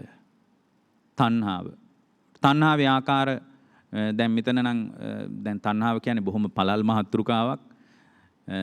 භාග්‍යවතුන් වහන්සේ වදාරනවා තණ්හාව ඇති වෙච්ච තැනක තමයි දුක තියෙන්නේ. රූප තණ්හාවක් ඇති වුණ නිසා තමයි දුක. දැන් පටිච්ච සමුප්පාදයට අනුව තණ්හාවේ ආකාර 6ක් තියෙනවනේ මොනවාද? රූප තණ්හා, ශබ්ද තණ්හා, ගන්ධ තණ්හා, රස තණ්හා, පොට්ටබ්බ තණ්හා, ධම්ම තණ්හා කියලා. දැන් මේවට තණ්හාව ඇති වෙනවා කියලා අපි හිතුවට ඇත්තටම පින්වත්නි ගැඹුරින් බලනකොට රූපය කෙරෙහි නෙමෙයි තණ්හා කරලා තියෙන්නේ. අපිට හිතෙන්නේ රූපයට තණ්හාව කියලා. ඇත්තටම බලද්දී රූපේ නෙමෙයි තණ්හා කරේ. රූපය මුල් කරගෙන හැම වෙලාවකම මගේ හිත කෙරෙහි මට තණ්හාව තියෙන්නේ. රූපය කෙරෙහි නෙමෙයි තණ්හාව තියෙන්නේ. අපි හිතනවා රූප තණ්හාවක් කියලා. ඒතර රූපේ නිසා තමා තුළ පහළ වෙනවා රූපේ දකින්නකොට චක්කු විඥානයේ පහළ වෙලා විඥානස්කන්ධයත් තමන් තුළ ජනිත වෙනවා. එතකොට මේ විඥානස්කන්ධයට අනුව එයා හඳුන ගන්නවා සංඥාස්කන්ධයකුත් ජනිත වෙනවා. ඊට අනුව සුඛ ආස්වාදයක් ඇති වෙනවා රූපේ නිසා මේ වේදනාස්කන්ධයකුත් පහළ වෙනවා. සිතුවිලි ජනිත වෙනවා සංකාරස්කන්ධයකුත් පහළ වෙනවා. ඊට අනුව රූපස්කන්ධයත් හටගෙන නිරුද්ධ වෙනවා. එතකොට රූපස්කන්ධයකුත් පහළ වෙනවා. එතකොට රූපේ දකින්නකොට පංචස්කන්ධ ධර්මයක් පහළ වුණේ රූපේ තුලද මා තුලද? මා තුලයි. එතකොට මේ පංචස්කන්ධේ මට උපාදානිය වුණාට පස්සේ මම රූපයට පණවන්න හැදුවට පින්වත්නි තමාගේම හිතින් අල්ලගෙන තමාගේ හිතටමයි තණ්හා කරන්නේ. රූපේ කෙරේ නෙමෙයි තමා තුළ ඇතිවෙච්ච සුඛ ආස්වාදයටයි තණ්හා කරන්නේ. එතකොට මේ එළියේ රූප තණ්හා කියලා එළියේ හෙව්වට දැන් බලාන යද්දී තණ්හා කරලා තියෙන්නේ තමන්ගේම හිතට. ඒ නිසා මේ දුකේ සම්භවයේ විදියට භාග්‍යතුන් වහන්සේ පෙන්වන්නේ තණ්හාවයි. තණ්හාව ගැඹුරින් දැනගන්න ඕන. කාම තණ්හාව, භව තණ්හාව, විභව තණ්හා ආදී වශයෙන් නිතර අහන්න ලැබෙන තණ්හාවක් තියෙන්නේ. ඒ වගේම කතමාච භික්කවේ දුක්ඛස්ස වේමත්තදා, දුකේ විවිධත්වය දැනගන්න ඕන. හිතා දැඩි දුක් වේදනා, ස්වල්ප දුක් වේදනා, ඒ වගේම ඇල්ම දුරු කිරීමට දුෂ්කර වූ දුක් වේදනා ආදී වශයෙන් මේ දුකේ විවිධත්වයක් තියෙනවා, වේමත්තතාවයක්. දුකේ විපාකයක් දැනගන්න ඕන. කතමෝච භික්කවේ දුක්ඛස්ස විපාකෝ. එතකොට දුකේ විපාකයේ තමයි ශෝක කරන්න වෙනවා විපාකයේ. දුක තුරුල් කරගත්තාම වෙන දේවල්. අඬන්න වෙනවා, වැළපෙන්න වෙනවා, පපුවට අත් දෙකෙන් ගහ ගන්න වෙනවා, සිහි මුලා වෙනවා. දුක නිසා කොච්චර සිහි මුලා වෙනවද මිනිස්සු? සිහි මුලා වෙනවා, කායික දුක් විඳින්න වෙනවා, මානසික දුක් විඳින්න වෙනවා, නානාවිධ දුක් විඳින්න වෙන එක තමයි දුකේ විපාකය. ඒ නිසායි දුකෙන් නිදහස් වෙන්න ඕන. කතමෝච භික්කවේ දුක්ඛ නිරෝධෝ තණ්හා නිරෝධෝ භික්කවේ දුක්ඛ නිරෝධෝ. තණ්හාව ඉතිරි නැතුවම නිරුද්ධ වුණොත් දුක නිරුද්ධයි. අර ඉතිරි නැතුවම නිරුද්ධ වෙන්නේ මේ තමාගේ මගේම හිතට නේද මගේ තණ්හාව ඇති වුණේ කියලා දකිනකොට මේ රූපේ තියෙන කිසි දෙයක් නෙමෙයි මගේම හිතේ ඇති වෙන දෙයක් විදියට දැක්කට පස්සේ තණ්හාවේ නිරෝධය කරා පැමිණෙන්න පුළුවන්. අයමේව ආර්යෝ අට්ටාංගිකෝ මග්ගෝ දුක්ඛ නිරෝධගාමිනී පටිපදා. ආර්ය අෂ්ටාංගික මාර්ගය තමයි දුක නිරුද්ධ කරන ප්‍රතිපදාව. සම්මා දිට්ඨියට ආවට පස්සේ යා දැනගන්නවා රූප තණ්හා, ශබ්ද තණ්හා නෙමෙයි තියෙන්නේ. බලාන යද්දි මගේ හිතට මම තණ්හා කරන්නේ මේකට නම් ඇලිය යුතු, බැඳිය යුතු, ප්‍රශංසා කළ යුතු, වර්ණනා කළ යුතු, අගය කළ යුතු තත්වයක් නෙමෙයි කියලා යා දැනගන්නවා. එතකොට එයාට පුළුවන් ඒක විහාරී වෙන්න. ඒක විහාරී කිව්වේ පින්වත්නි කැලේ ඉන්න එක තනිව වාසය කිරීමක් නෙමෙයි. කැලේ වාසය කරන්නේ තණ්හාව ඇති වෙන විදියට කල්පනා කර නම් දෙවන්නේක් ඉන්නවා එතන. කවුද දෙවන්නා? තණ්හාවයි. තණ්හාව නැතුව අපි හිතාගෙන ඉන්නවා තනියෙන් ඉන්න එක, වේලක් වළඳලා ඉන්න එක, පාවහන් දාන්න නැතුව ඉන්න එක. මේක බුදුරජාණන් වහන්සේගේ හුදෙකලාව තනිව වාසය කිරීමක් කියලා. නමුත් ඒක විහාරී කියන්නේ ඒක නෙමෙයි. තනිව වාසය කරනවා කියලා කියන්නේ ඉතිරි නැතිවම තණ්හාව නිරුද්ධ කරලා ඉන්න එකයි. ඒක විහාරී කියන්නේ. කැලේ හිටියත්, ඝන කැලෑවක තනියෙන් හුදෙකලාවේ හිටියත් පින්වත්නි, ඒ හුදෙකලාවේ ඉන්න මිනිස්යාගේ ගිහියෙක් හෝ පැවිද්දෙක් හෝ තණ්හාව වැඩෙන විදියට නම් එයාගේ පරිකල්පනයේ තියෙන්නේ එතන දෙවන්නේක් ඉන්නවා. ඒ තණ්හාවයි. ඒ නිසා පින්වත්නි මේක තමයි විනිවිද වැටහෙන නුවණ ඇති කර ගැනීමේ ධර්මපරියාය. මේ නිබ්බේධික සූත්‍රය ඔබ හැම දිනාටම ජීවිත අවබෝධයේ ධර්මාවබෝධයේ පිණිස හේතු වේවා කියලා අපි ඔබට අදිෂ්ඨාන කරනවා. පින්වත්නි අද ධර්ම දේශනාවේ දායකත්වය ඕස්ට්‍රේලියාවේ මෙල්බර්න් නුවර පදිංචි සුමිත්ත කුලරත්න මහත්මයා, ලතා කුලරත්න මහත්මිය කියන දෙපළ විසින් දරුවන් තිදෙනාද ඒ කියන්නේ කාවින්ද දේවක නිලංක රන්දුන කියන පුතුන් දෙදෙනාත් තුෂිකා රන්දිය කියන දියණිය ඇතුළු හැම දෙනාම එකතු වෙලා මේ දේශනාව සිද්ධ කරන්න දායකත්වයේ දරනවා. ඒ ඇත්ත හැම දිනාටම කායික යහපත, මානසික යහපත, නිදුක් නිරෝගී සුවපත් භාවයේ දීර්ඝායුෂ සම්පන්නිය පිණිසත් මේ ගෞතම බුද්ධ ශාසනයේදී නිවන් පිණිසත් මේ දේශනාමය කුසල් හේතු වාසනා වේවා කියලා අපි අදිෂ්ඨාන කරනවා. සුමිත්ත කුලරත්න මැතිතුමන්ගේ නැසී ගිය දෙමව්පියන් වන එඩ්වින් මහත්මයාටත් එම මෑණියන් වන ලිලි නෝනා උපාසිකා මාතාවටත් බාල සොහොයුරා වන රාජි කියන සහෝදරයාටත් ලතා වර්ණසූරිය මහත්මියගේ නැසී ගිය දෙමව්පියන් වන WMS වර්ණසූරිය මහත්මයාටත් WMD වර්ණසූරිය මැතිණියටත් පවුලේ නමින් මිය පරලෝකීය සියලු ඥාතීන්ටත් සුනිල් වර්ණසූරිය මහත්මයා ඇතුළු පවුලේ නමින් දෙපාර්ශවයේම නමින් මියගිය ඥාතීන්ටත් සුරංග වර්ණසූරිය මහත්මයාටත් මේ උතුම් කුසල් අනුමෝදනා වේවා. භවගාමී සසර සුවපත් වේවා. ආයති භවයේ සුවපත් කර ගනිත්වා. ඒ නමින් මියගිය සියලු ඥාතීන්ටත් සුමිත්ත කුලරත්න මැතිතුමන් සහ ලතා කුලරත්න මැතිණිය කියන දෙපළගේත් අනිකුත් දරුවන්ගේත් නමින් මියගිය සංසාරගත සියලු ඥාතීන්ගේද භවගාමී සසර සුවපත් වේවා. ඒ හැම දිනාටම ජාති ජරා ව්‍යාධි මරණ ශෝක පරිදේව දුක් දුම්නස් වලින් නිදහස්ව ලබන උතුම් නිවන් පිණිසම මේ දේශනාමය කුසල් හේතු වේවා. වාසනා වේවා කියලා අපි අදිෂ්ඨාන කරනවා. දේශකයන් වහන්සේටත් මහා සංඝරත්නයටත් ආශිර්වාද කරලා තියෙනවා. බෞද්ධ නාලිකාවේ පින්වත් නායක ස්වාමීන් වහන්සේ ප්‍රධාන සියලු කාර්ය මණ්ඩලයටත් ලක්වාසී ලෝවාසී සියලු දෙනාටත් නිදුක් නිරෝගී සුව ප්‍රාර්ථනා කරලා තියෙනවා. මේ උතුම් සද්ධර්මයේ තුලින් හැම දිනාගේම ජීවිතේ භවගාමී සසර දුක් ගෙවාගෙන උතුම් නිවන් පිණිසම මේ දේශනාමය කුසල් හේතු වේවා කියන අදිෂ්ඨානය ඇති කරගෙන තියෙනවා. විශේෂයෙන්ම ඒ පවුල්වල හැම දිනාටමත් සියලු දෙවියන්ටත් මියගිය ඥාතීන්ටත් අනුමෝදන් කරනවා. අද දවසේ මේ ධර්ම දේශනාවට සමගාමීව අසරණ පවුල් සඳහා වියලි ආහාර පරිත්‍යාග කරන බවත් ඒ හැම දිනාටමත් නිදුක් නිරෝගී සුව ප්‍රාර්ථනා කිරීමට තරම් මේ අත්ව සත්පුරුෂ වෙලා තියෙනවා. හැම දිනාටම මේ කුසල් උපකාර වේවා, මෙලොව යහපත පරලෝ සුගතිය සැලසේවා. ගෞතම බුදු සසුනේ නිවන් පිණිසම මේ දේශනාමේ කුසල් හේතු වාසනා වේවා කියලා අදිෂ්ඨාන කරනවා. විශේෂයෙන්ම බෞද්ධ මාධ්‍ය ජාලයේ නිර්මාතෘවරයන් වහන්සේ වන නම කියන්න අවසරයි පින්වත් දරණාගම කුසල ධම්ම නායක ස්වාමින් වහන්සේ ප්‍රධාන මහා සංඝරත්නයටත් මේ උතුම් කුසල් හේතු වීම තුළින් උන්වහන්සේලාගේ අවබෝධය පිණිසම මේ දේශනාමේ කුසල් පාරමී ධර්මයක් වේවා කියන අදිෂ්ඨානයත් වර්තමානයේ මේ කටයුතු සිද්ධ කරන නම කියන්න අවසරයි පින්වත් බොරලන්දේ වජිරඥාන ස්වාමින් වහන්සේ ප්‍රධාන කාර්ය මණ්ඩලයේ හැම දිනාටමත් දෙහෝරාවක් පුරා ධර්ම ශ්‍රවණය කරපු ලක්වාසී ලෝවාසී හැම දිනාටමත් මේ ගෞතම බුද්ධ ශාසනය පිහිට පිළිසරණ සැලසේවා කියන අදිෂ්ඨානයෙන් අපි දේශනාව නිමා කරනවා. ඔබ හැම දිනාටම තෙරුවන් සරණ සැලසේවා. සාදු සාදු සාදු.